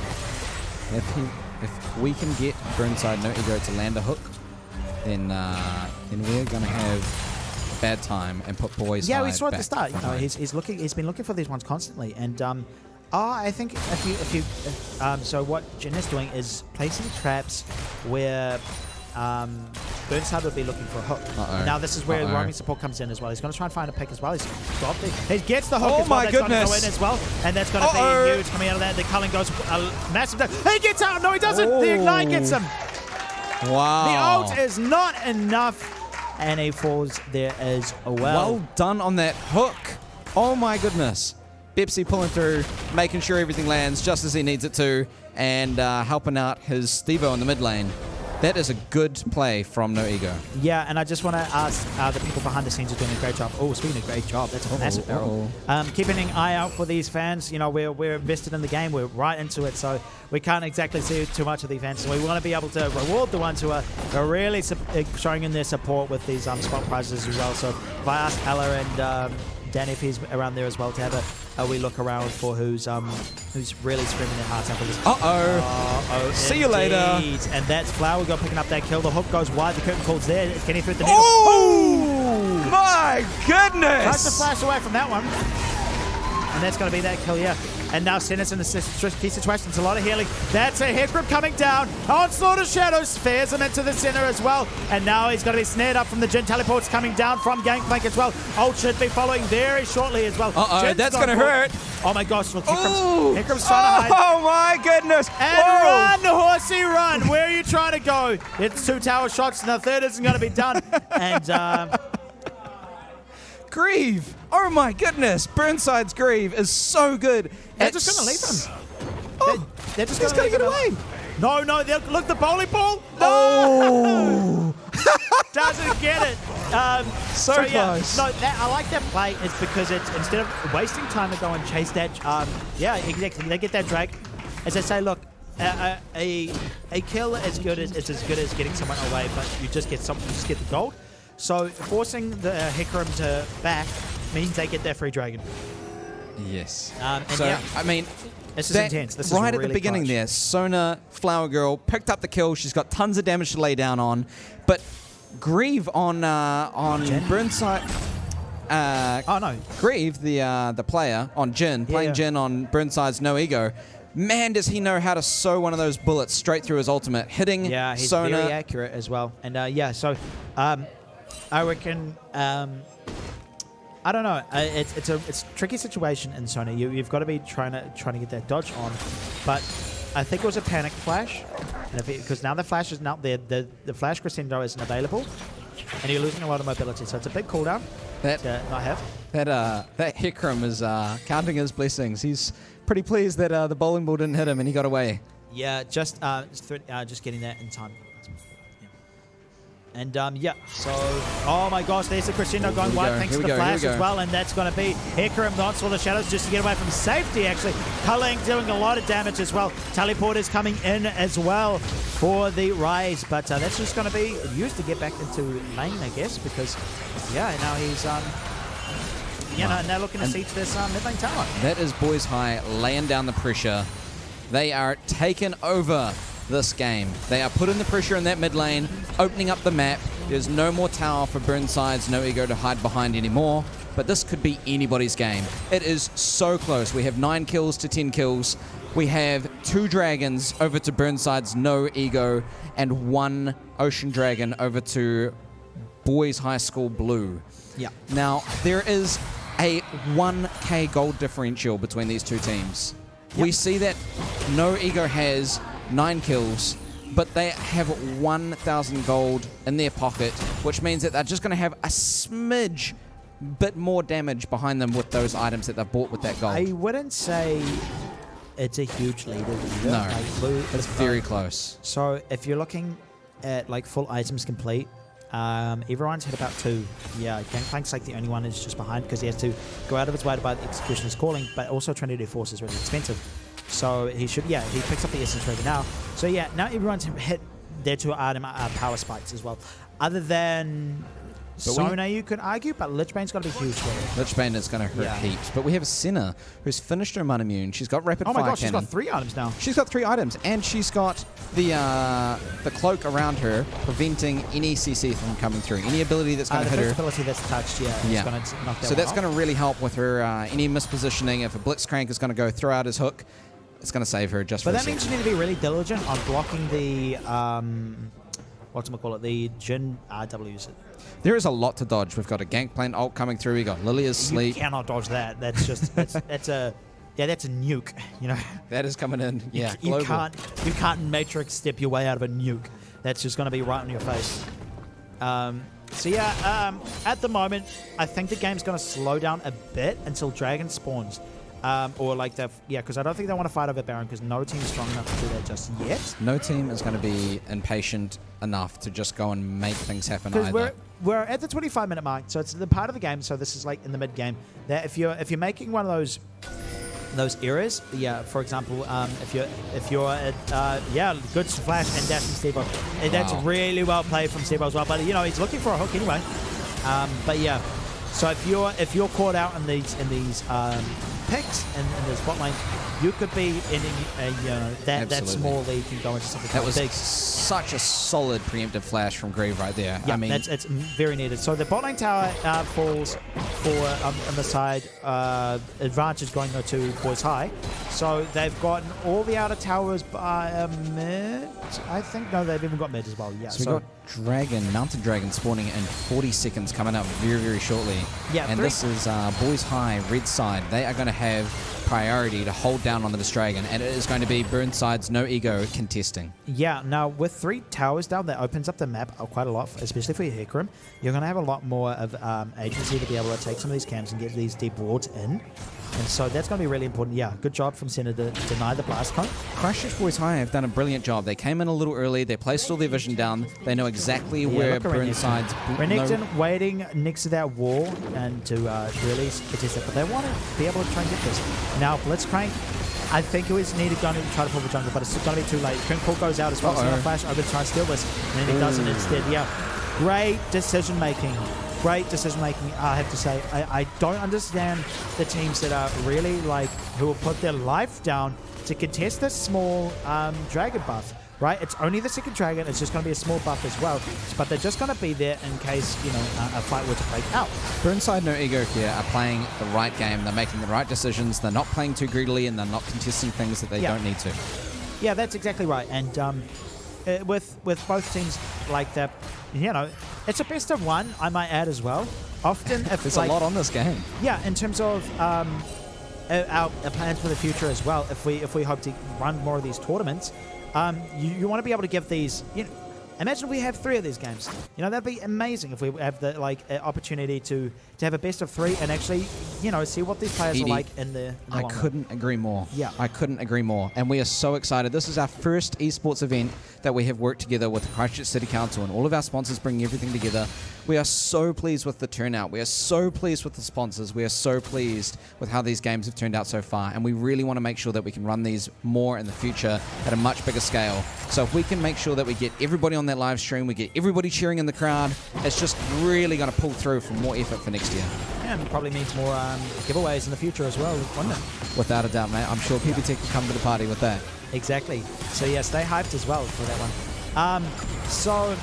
They are currently playing Balloons Tower Defense. at the moment, I like to say. They're just throwing their little towers up, or little monkeys, and they're just hacking away, throwing darts at those balloons that are the creeps that are coming in. So it's just a game of back and forth with these. Exactly. And I'm super impressed with these teams at the moment. They are not taking any unnecessary risks. He's my only caught out goodness. from that, but the W does miss, or it's rather sidestepped away. And that could have been a lot of trouble as well if that's near where they land. The problem with, yeah, exactly. We were talking about before about setups, and so the setups are useless if there's no one to knock them down. And Blitzcrank needs to be aware of that as well, because there's a world where Blitzcrank goes for a hook and then finds out that the enemy team is completely behind him, right? So he goes for a hook and tries to get a pick, but ends up getting picked out himself. So he needs to be really cautious on when he's setting up these plays, because he could be setting something up that they don't want. I think Flower Girl, like, I cannot believe, I would love to see the heart rate go through the roof when you get hooked from Blitz across in the fog of war. Yeah, exactly. Just whoop. Yeah. So you have no idea if the entire No Ego team is sitting there waiting for I don't you. even think it was warded. No. I think Blitzcrank just knew. Yeah, he just knew that, like, the timing from when he last saw him to when he would be next, it would be that's where the hook would go. See, and that's what you get when you practice, and that's what happens when you're pure in support esports. Exactly. And you're going to need a gaming computer for that, and you can go see PB. They do help. I'd say, like, look, if you're looking in terms of, like, PC gaming, you're wanting to spend at least, $1,500 at least for a game like this. If you're playing other esports that require a lot more heftier graphics, League's quite generous in terms of you don't need to be able to have that. That's true. That's true. But still, you wanting to get something good quality, because it's a small advantage, but yeah, it's needed. Yeah, absolutely. And yeah, you're seeing players like Hung Fung, apart from top esports, who went from poverty. No, Suni. Is it Suni? Yeah, who went from poverty to pro. Poverty to pro. Exactly. So yeah, they playing on all those esports anyone can do cafes. it. It's been proven that anyone can do this. Yeah, I can see that we've got everyone grouping up here in the mid lane. I can see Christchurch Boys High are really putting the pressure down on Burnside's No Ego. This is a very, very close game. Any mistakes that a team make is going to make or break the game. Yeah, so they're sitting really even right now. Look, there's only 1k gold lead over towards to Burnside, and when I say Burnside's ahead, you're looking at me like, what? How? But it's because of that small gold lead. But they have 2 towers to 3. And so that's going to be quite huge as well. But now Dragon's spawning quite shortly. That's going to be the next goal. To be fair, you're exactly right. Like, Christchurch Boys High School, they have a very good team. They might have a killer, but Burnside, No Ego. He gets that hook. That's what we were talking about before. That's going to be a crocodile hooked into the Dominus. It's going to need to be Crocodile shortly. Oh, he's locked down. Oh, my goodness. The Dawnting Shadow as well. That comes through, and that's going to be a shutdown coming over the world.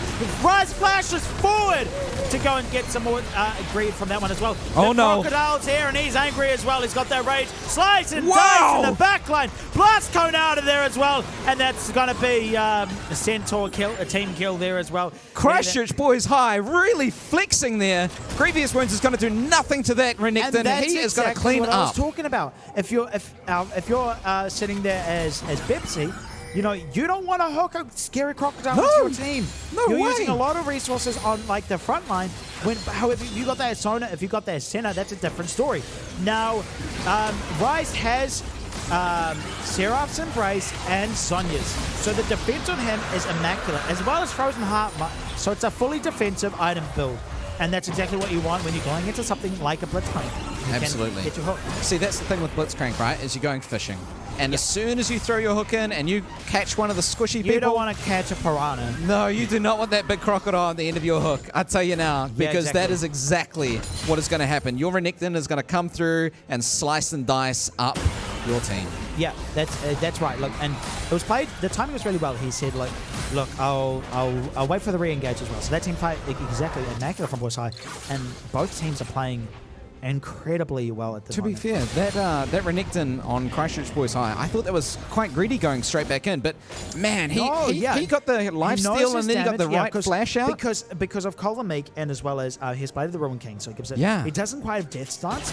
It'll be even more if he had death stance, but he knows how much damage he's going to provide with a full rage Colamic. Yes. And the more people you get in Colamic, like rage, the more you're going to heal. That just shows me he knows his champion. He's put the practice in. He knows exactly what he's doing. He knows the damage output. He knows how long. There might be a bit of a risk whether he's going to die or not, but he's pulling it through for the team. Look, even if he falls there, he's sending out the AD carry out of the fight, which means that's going to be a lot of damage that's not going to be towards the dragon fight. And Renekton, he doesn't do too well in terms of because he has to go into melee range for like the objectives. He can get picked out quite easily. So Renekton's often sent onto like zoning duty, right? So he's going to be sent there at the top of the river in that little pixel brush, which is that little isolated small bush there, to make sure no one's. He's like the gatekeeper when it comes to dragon fights often. Well, he's doing a brilliant job. He's got 2 kills, 0 deaths, 3 assists. He's playing a perfect game at the moment. And exactly. He is sitting a little bit behind on GP with the CS lead. It is quite a substantial difference, and that's exactly what Burnside, No Ego are going to want. They're going to want all of the late game. They're going to wait, play it out. They're going to make sure every move is calculated, and they are ready to go for the wombo combo when they can bring in all of their team and all go in together. They're going to lay down the damage, and I think that's what Christchurch Boys High are scared of. They do not want to make the mistake of getting all of Burnside's No Ego on top of them and ruining their day. Yeah, I'm really impressed by QSY. He's in. I think the Rise Pack was really good. Keep in mind in pick and ban phase, they banned out like I think they've targeted like 2 bans on him as well. And yet again, he comes in with this Rise Pack who hasn't seen too much light of day as well, but he's just really calm, collected as well. And he handles the pressure really well from the Lucian in the early game, and now he's able to get to this late game as well. And look, Boys High are playing Burnside's game better than they are, right? Like we were talking about Burnside, they have a lot. They rely on their late game investment, right? Yes. And now a lot of pressure is going to be on the shoulders of QSY and even Tree IRL for this late game carry and to be able to scale. See, I'm waiting for Deathsinger to bring out that Lilia Sleep. I mean, in the pick bans, you had 3 bans targeted at Deathsinger saying... Why are you going, no, why does he have a Leandris Torment? Like, okay, so... no. He needs Morellos. That's all. No. So Leandris and Morellos are 2 sides of the same coin. They do pretty much the same job. However, Leandris does a burn damage in terms of percentage of health. Yeah, I think. and it's going to synergize with the Lilia because she's got the natural burn down on her passive. But you're saying because you've got Renekton with crazy healing, Hecarim that does healing, Senna and Sona, and you're not getting anti-healing. However, actually, to play devil's advocate as well, you've got Gangplank and Jin with Executioner's Calling, as well as Lucian as well. You've got 3 anti-healing items. Nonetheless, I still would say, cover your bases. I mean, if Deathsinger's confident and he's got the Leandris on his side and he's played Lilia a couple of times, then, he played it earlier in this. It's not like he's... yeah, we'll see how he goes because it's the risk that he's making, and if he can put down the damage... Yeah, now Infinity Edge is also complete for Gangplank. That's huge. That is going to be big. That's going to be a lot of crit damage coming out from these barrels. And I'm curious to see what his ultimate upgrade looks like. Because, it's... because there's 3 different ones from the one game I played in Gangplank like 2 years ago, I think, where he can upgrade the center of his ultimate and the how much the kind of rate it fires down. So Christchurch Boys High are taking the Baron and No Ego. I love this play so much because they say, look, we're on Soul Point. If we get the next dragon, we get the Mountain Soul, right? They have to then... Burnside have to say they have to get the dragon at no cost, at all costs rather, because if they get that, that's going to be a huge buff. That's going to be a Mountain Soul. And Hecarim as well. So they're saying, look, we can see to these towers, we've got the Rise for Wave Flare, we've got Senna for that good range as well. We can now grab the Baron for free because they have to go and take that Mountain Dragon. And that's a big calculated risk on Birdside's No Ego. It is, because that says we can secure the next dragon. But to be fair, they have a Gangplank here that has got 4 full build items. He has been sitting there farming away like a little farmer. He's got all of his items ready to go. and they are going to hurt when they come into the team fight. Rib is going to lay down the damage, and they know that even though they give the Baron over to Christchurch Boys High School, they can hold them off. See, look at that. That's Look at that. away. Yeah, that's scary. That is super scary. Rib on this Gangplank is going to do a lot of damage. He's one item off of that full completed building. He just has to upgrade the Executioner's Calling to a Last Whisper. Are we going to get that? Are we going to get that TP flank in, just like a little bit of deja vu, like Suning? Blowing up all the carries in the back lane. Yeah, I think we could. We legitimately could, because like the Baron. So they've got a couple minutes left on this Baron to be able to siege these waves in. So the pressure is still on to... Look, I can hear them behind me. I know something's about to happen. Something is about to go down. Yep. They're looking for that Blitzcrank hook. Yeah, so remember, it's not only got to be a pick, but it's got to be the right pick. Edge of Night is on center as well. The bowling ball does take that one off, though. And, now... Here we go. A lot of poke here. Oh... I think they need to play the map here. This is dangerous. No, they're going to go for the siege. Yeah, they're going to go for this. There's the Gangplank barrels all set up, ready to go. This is the range we're talking about for the center, and they just get this. They just get this tower. This is going to make a big barrel. Back off. Oh my goodness. And here's the curtain call as well. Goodness. That's going to be the culling. Here we go. That one. Boom. And that's going to be Onslaught of Shadows into the back line. That's not going to land onto anything. And the turnaround from Birdside. Looking at damage from Gangplank. That's going to be a lot. Renekton goes in, slice and dice to take that one down. And that's going to be Rise and a 1v2 situation. He's got QSY. Oh my goodness. And Jin cleans it up. A triple kill for QSY. But at what cost? The whole team falls, and Jen is just left there on this lonesome. Edie, unbelievable. I cannot believe what I am watching right now. That is exactly what Burnside No Ego needed. Yeah, this whole game's been a ticking time bomb, and look, we're at the 40-minute mark now. This is where team fights get intense. And look, they finally get to take this tier 1 in the mid lane tower. And now the respawn time is huge. They're not going to be alive for another 10 seconds. So, and Jin can just, take a couple of bullets onto these towers, and they just fall. I don't think he gets inhibitor tower here, though. That is almost what exactly Burnside No Ego needed. They needed that little bit to bring them back into the game. They are neck and neck. Legitimately, there is 200 gold at 41 minutes. That's unbelievable. Nothing.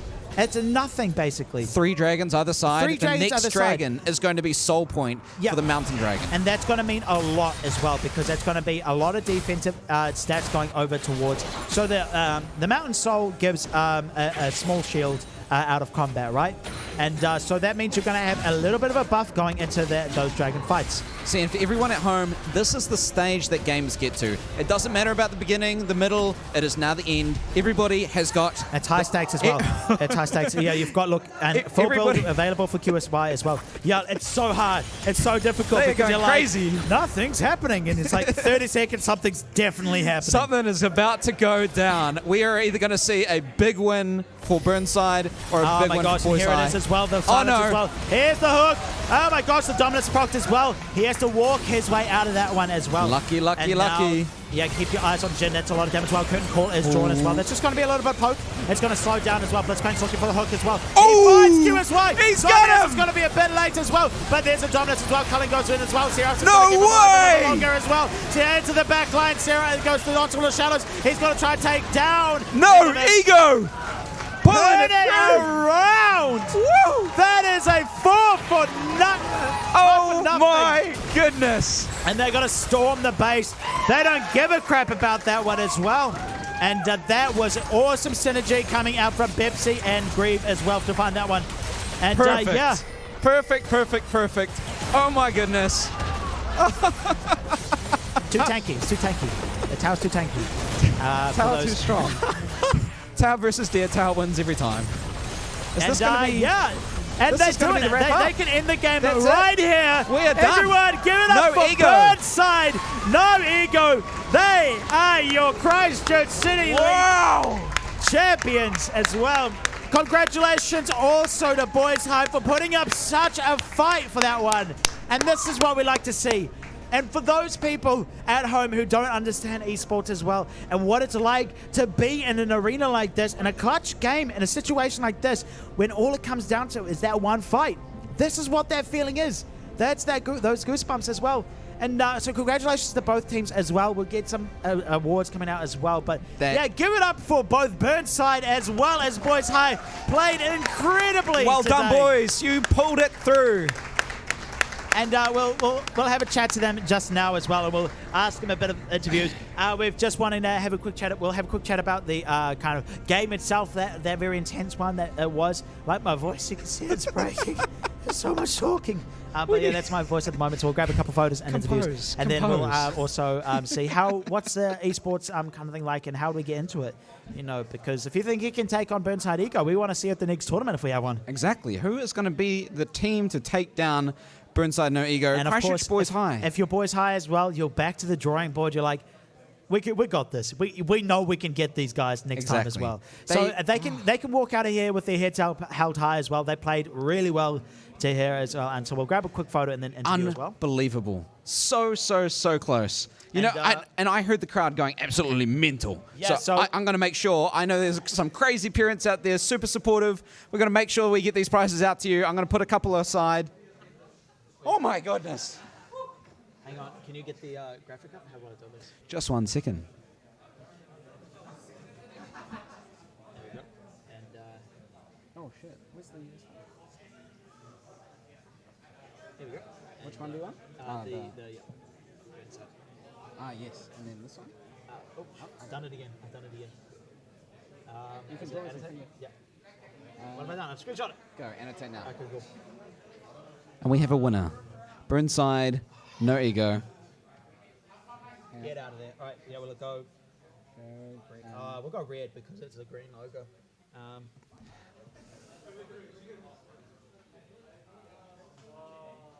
2020 CCCL High School League of Legends tournament winner goes to Burnside No Ego. Well done, boys. But oh my goodness.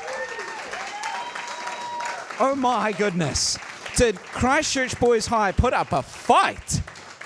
Wow, what a final, boys. You guys have really pulled it through. That was one of the most exciting finals I've ever seen. It's one of the most exciting games I've ever cast as well. I'm not going to lie. That was unbelievable. I was, it's my seat the whole time as well. And look, yeah, it's so, yeah, you just, I can't put into, like, it's really indescribable to both teams played really well. I can't give them much enough credit as how well both these teams went. You know, going to a 40-minute game, you know, it's a second. It's a one click away from a victory, and that's what they pulled away with. Exactly. I think we're going to jump straight into things. Obviously, we want to give away all of the prizes for the crowd. For everyone who made the effort to turn up, thank you so much. Thank you to everybody who tuned in to support your favorite teams, whether it was No Ego, whether it was Hill Morton, whether it was Boys High, all of the teams that turned up.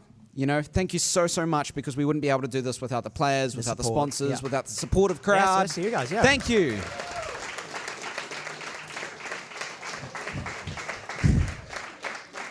So let's just go through what we've got here. We've got two $50 vouchers to give away for the MVPs of these 2 days. Oh, is that me now? Am I going to that one? Or do you want me to? Give me 2 seconds. Sure. And we've also got a semi-final prize to give away to both Hill Morton and Lincoln, because they pulled through some incredible games as well. We've got a second prize, $250 PBTech voucher, a $100 TSB big check to give away to Burnside No Ego for winning the competition, as well as a $250 PBTech voucher. And we have tons of prizes to still give away to the audience. Wow. Wow. I mean, again, this wouldn't be possible without our sponsors. We have LG bringing together all of the screens and a huge sponsor for the event. PBTech, we've got Riot Games, you've got Newline, you've got GameStar. All of these people provided into the prize pool, and we thank you so much for being able to give back to these players for their wins. Okay? So just before we go into the MVPs and the nominated player. You've put so much pressure on me. This is so difficult. I know. It was crazy. Crazy. They're all so good. Can we have 10 MVP players? Let's give away some PBTech vouchers very quickly. Can I get left side going absolutely nuts? That's it. And That's right side. Nuts. That's right side. Wow. That's right side. That is the support of right side. Absolutely. I'm just going to throw out a couple of these vouchers. Oh. Should we?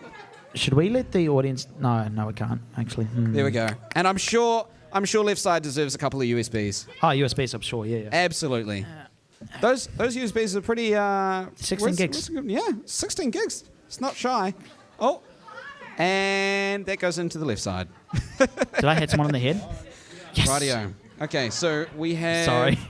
a prize given to give away. Have you decided on those MVPs? No, leave me alone. All right. Yeah, actually, yeah, you're right. Yeah. No, please put more pressure on me. Yeah, there's 10 great players. Pick 2 of them. I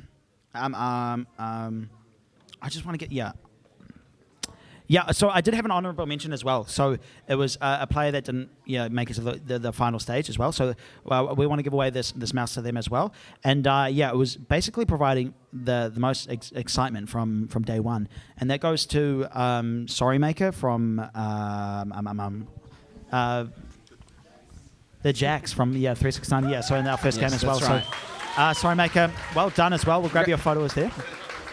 Yeah, so incredible play as well. Congrats, mate. You definitely deserved it. All right, awesome. So we'll get the prize rounds set up really shortly. Look, I'm really struggling. So I've got one of them, and I'm really struggling with the second one. But in terms of, I want to give an MVP to one player from both of the teams from the finals. And so the first one I want to give away from Boys High. Goes to QSY. And that's because he's just played super consistently. Yeah, so QSY, everyone, well done. Congratulations.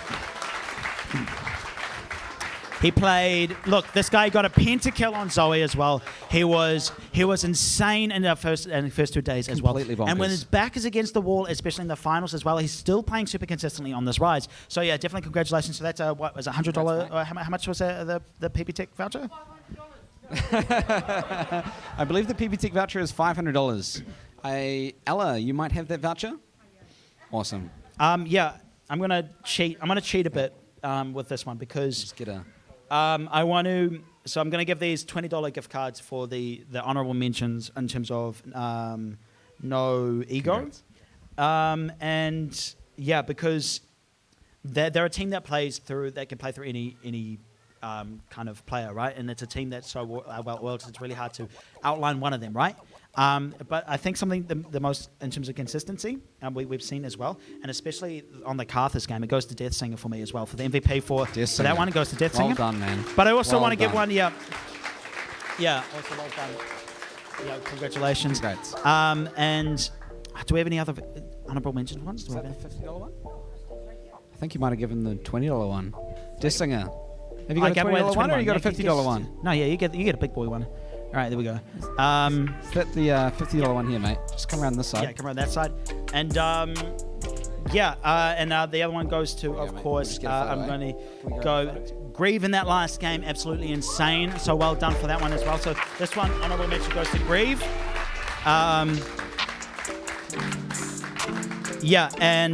And the other one, another honourable mention as well. Honestly, if we had 5 of them, I would give them all to them. You've got enough prizes on your side as well. As Steve-O as well as my other honourable mention for that one in the mid lane as well. The reason it's just so difficult because it's a team that plays through everyone as well. It's really hard to outline one of those MVPs as well. But all super consistent job from everyone as well. But yeah, it's a hard job for everyone up on stage as well. But I think we've got a couple of things left. So we've got a semi-final prize to give away to Hillmorton and to Lincoln because they put up a damn good fight as well. And they did indeed, yeah. Yeah, they were absolutely killing it. They deserved to be in the semi-finals, and they were not easy to take down. No, gosh no. Yeah, in terms of the semi-finals as well, they made them work for it as well. They made them play at the peak of their game as well, and that's something you want from a semi-finalist as well. Agreed. And they gave the quarterfinals a really good. They were excellent in that one. So Can I get the team captain for Hillmorton to pop up and accept this $100 gift voucher? Awesome.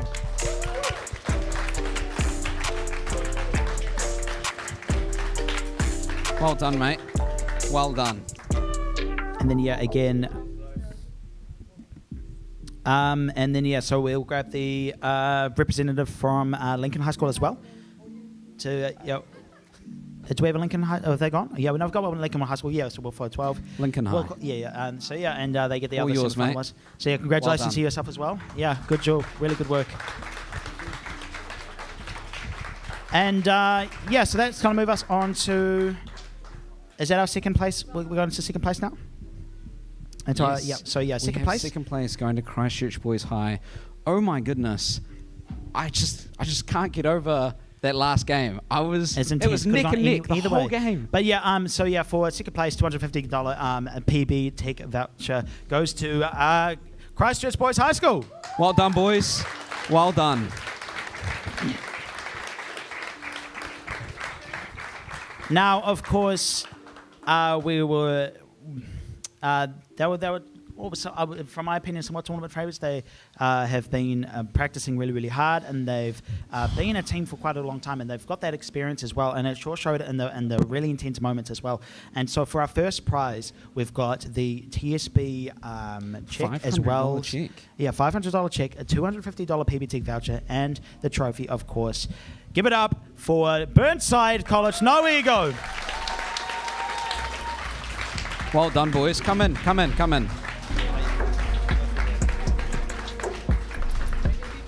Get in nice and close. MVP Nice and left close. Come on, boys. Need to get everyone in. Well done. And yeah, someone grab that check as well. That's $500 for you guys. And a $500 TSB voucher. Thank you so much, TSB. Yeah, so we've got a couple of questions as well.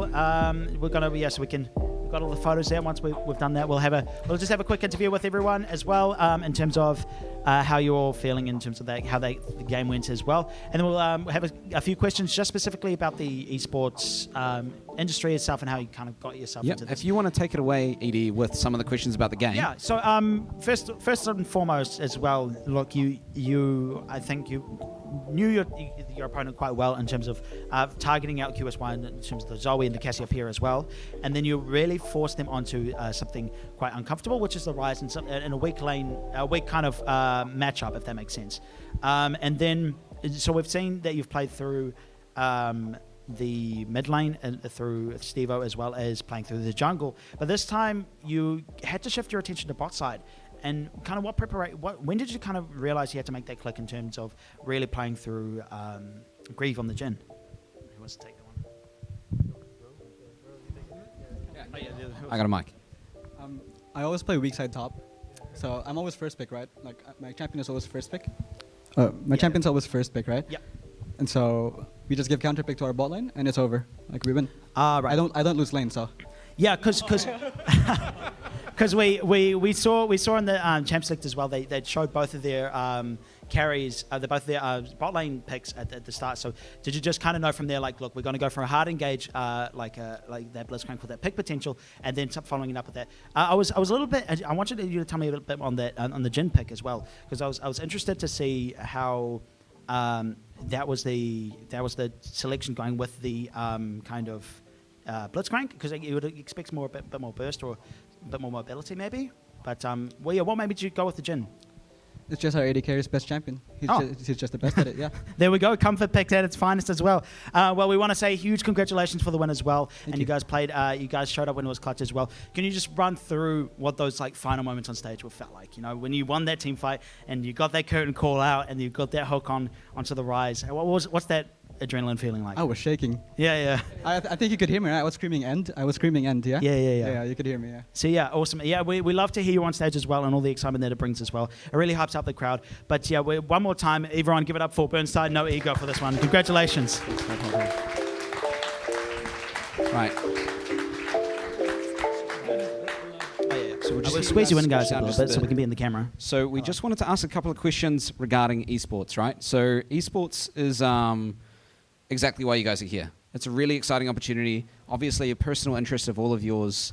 And, it's a huge opportunity for everyone to come in and play at an event like this, take away a trophy, and you guys didn't get given it. Christchurch Boys High, we're not letting go of that right there at the very end. But, there's some really important questions that I want to be able to ask in order to be able to give everyone in here the opportunity to be on a team like No Ego, right? Either create their own team or get noticed, or even create their own team at their own high school.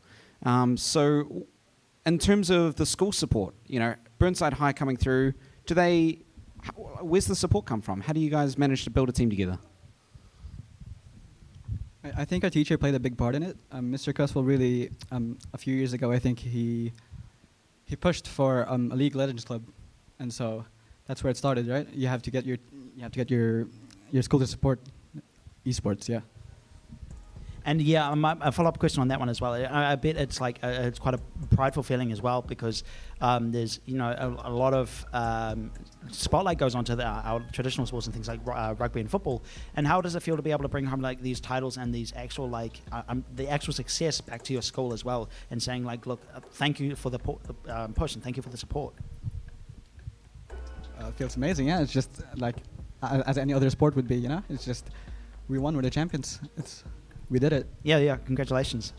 So in terms of, obviously it all starts with school support, being able to bring you guys in to start the No Ego team, and being able to bring you guys in for the New Zealand High School Championships, which is where you guys have been before.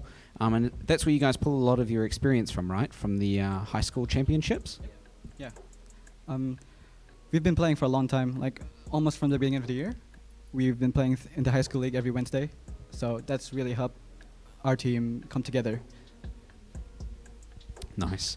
And if you had any advice to give out to other new teams that are starting up, I guess you would say talk to your teams, talk to your mates, talk to your teachers at school, and see if you can get one of the teachers on board to get you enrolled with the high school tournament, right? Yep. Yeah, definitely. I'd say stick together, right? Like you want cohesion. You want to build cohesion, so just keep playing together, keep trying, don't give up. Yeah. And then just obviously get your teachers to sign you up. Yeah, just play, just try. Cool. And one more important question that I'm sure a lot of kids, a lot of players out there are dying to know. How do you guys get the parents to be on board? How do you get them to be supportive of, hey guys, I'm doing homework, I'm checking out my replays and everything, right? How do you guys, this is a huge opportunity. You guys won $500 from TSB, you got a $250 PBTech voucher, tons of spot prizes out to the entire crowd, and a trophy to take away. How do you convince the parents that this is a good idea from the beginning when you haven't got all that? My parents are very supportive, so I'm not really sure how to answer this. So I think someone else should try.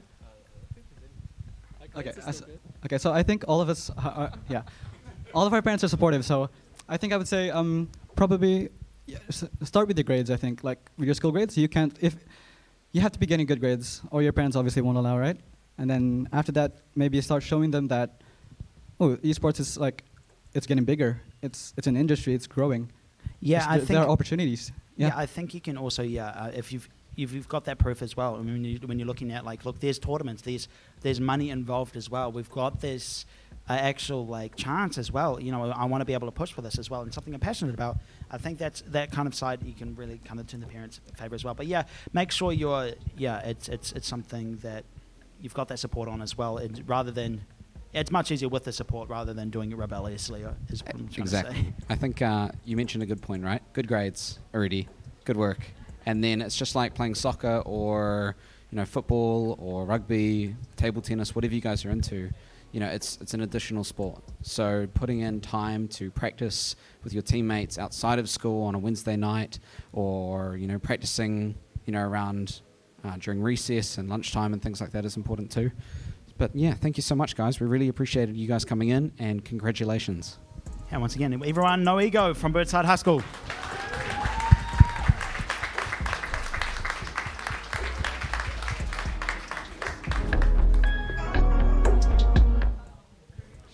So just before we wrap everything up, we do have more spot prizes to give away. And I also just wanted to come through and say... Are we being Oscared off? And say thank you so much to all of our sponsors again, from Flying Trestles for providing lunch, Novotel for generously hosting Eddie. Yeah, I loved it. GameStar, thanks again, Chris. We really appreciated your support and your knowledge with esports. Smart Cities Christchurch, again, thank you so much, Grace. We really appreciated you bringing everybody together and helping run the event. New Line Interactive. Damn. And my terrible handwriting. Thank you so much, New Line. We really appreciate the opportunity to be able to annotate on your nice big 65-inch 4K screen. This is a great taste of like what it'd be like on. Yeah, it's really professional. It really gives a professional touch. It does give a professional touch, and PBTech sell these, and they're really not that expensive. I think only like $2,800 for 65-inch 4K touchscreen. It's pretty crazy. Again, LG, thank you so much for providing the Ultra Gear monitors that our players got to play on today.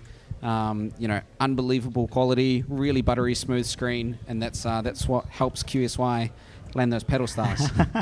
Christchurch NZ, again, thank you so much for getting everybody involved and helping support the event. This is a big opportunity for these players. TSB, thank you for the $500 cash prize. And the cup, yeah. I'm sure a big check is a nice novelty to be able to give away at an event like this. Yeah, exactly. And especially to do it in the TSB as well. PBTech, thanks PB. Lots of gift vouchers and plenty of stuff to give away. And of course, Black Friday deals as well in terms of what we've got on special here. And it's just been wicked to be able to have this as well. Absolutely. And of course, just a reminder as well, Esports 1 for a code, just for a permanent discount for your EB account. So PBTech are currently giving away a even if you don't walk away with a spot prize, you can still sign up to the if you type in membership key Esports 1, you can sign up with PBTech and get a permanent discount on all your purchases, whether it's a Chromebook for your kids at school, a new mobile phone, a TV, whatever it is. It's a permanent discount whenever you buy online. Yeah, and that's just us trying to build that community back in. Yeah. Thank you to the Christchurch City Council Libraries and all of the staff that put in. We have Fetu in the back. Oh my goodness. You AV legend. Look at those transitions and everything done by Fetu. That guy is a legend. Thanks, Carl, for helping out as well, helping run all the scenes, helping run the entire event. You guys pulling things together. Woo! And most importantly, Riot Games for being able to make this an official tournament as well. Exactly. For giving us the game, giving us this awesome esport that we're able to have these moments and whatnot. So, yeah, huge thanks to everyone who's been a part of this, and of course everyone coming to make this an actual event rather than as an audience. Absolutely. And just one last thing as well is all of the stuff that the players are playing on. The computer down there, the shiny rainbow computer, the LG monitors, the keyboard, the headset, everything is for sale at Black Friday pricing. If you guys want to take advantage of the early Black Friday price, only the people in this room right now can take advantage of that. Make sure you come and speak to Ella. Ella from PBTech is happy to help you guys. One's already there. Happy to help you guys get a computer for at home. It's getting the chair. A chair. I think I am as well, genuinely, yeah. I'm just going to take that on my flight back with me. Yeah! Nice, another chair. They're going quickly as well to be in quick. There's only 10 left. And if you guys stick around, we will be handing out prizes throughout the entire end of the event. So even after the music starts playing, the live stream is winding down. We'll walk around, we'll give out some spot prizes if you guys are hanging around, congratulating the players, things like that. We have the Excited Parent Awards as well. So thank you so much. Also, because just one more note as well in terms of, because we're trying to create this community and trying to make this a thing as well, of course. I've only just been casting for about a year as well. So this is all new to me. But if you have any questions on how you can get involved with this as well, it's another job opportunity, yeah? Exactly, yeah. Yeah, I had the opportunity to come down here and to be able to do this. So it's huge, yeah? So I'm happy to answer and chat to me, or you can chat to Tyler as well about how to kind of get involved with that one as well. Yes, and one last sponsor to thank, and a huge sponsor of ours, is Chris from GameStar. Thank you so much, Chris. You really pulled everything together for us, helping do everything with the esports advice, with setting up the gamers, making sure the settings are correct, doing everything, man. You pulled so much together for us. I don't think we would have been able to have such a professional event without you. Yeah, exactly. So, again, thank you for Chris. GameStar with a STAH. Thank you. Okay. Yeah, I think that's everything. And that's everything from us, in terms of the stream. So if you're watching in the stream online as well, we want to say a huge thank you to tuning in as well and making this worth streaming, basically. So huge thanks to you at home, and we'll hopefully see you in the next one. Yeah, next year's going to be crazy. Yeah, so I've been Edie Squeezy, and that's Tyler Squirt, and we'll see you in the next one. Thanks, guys.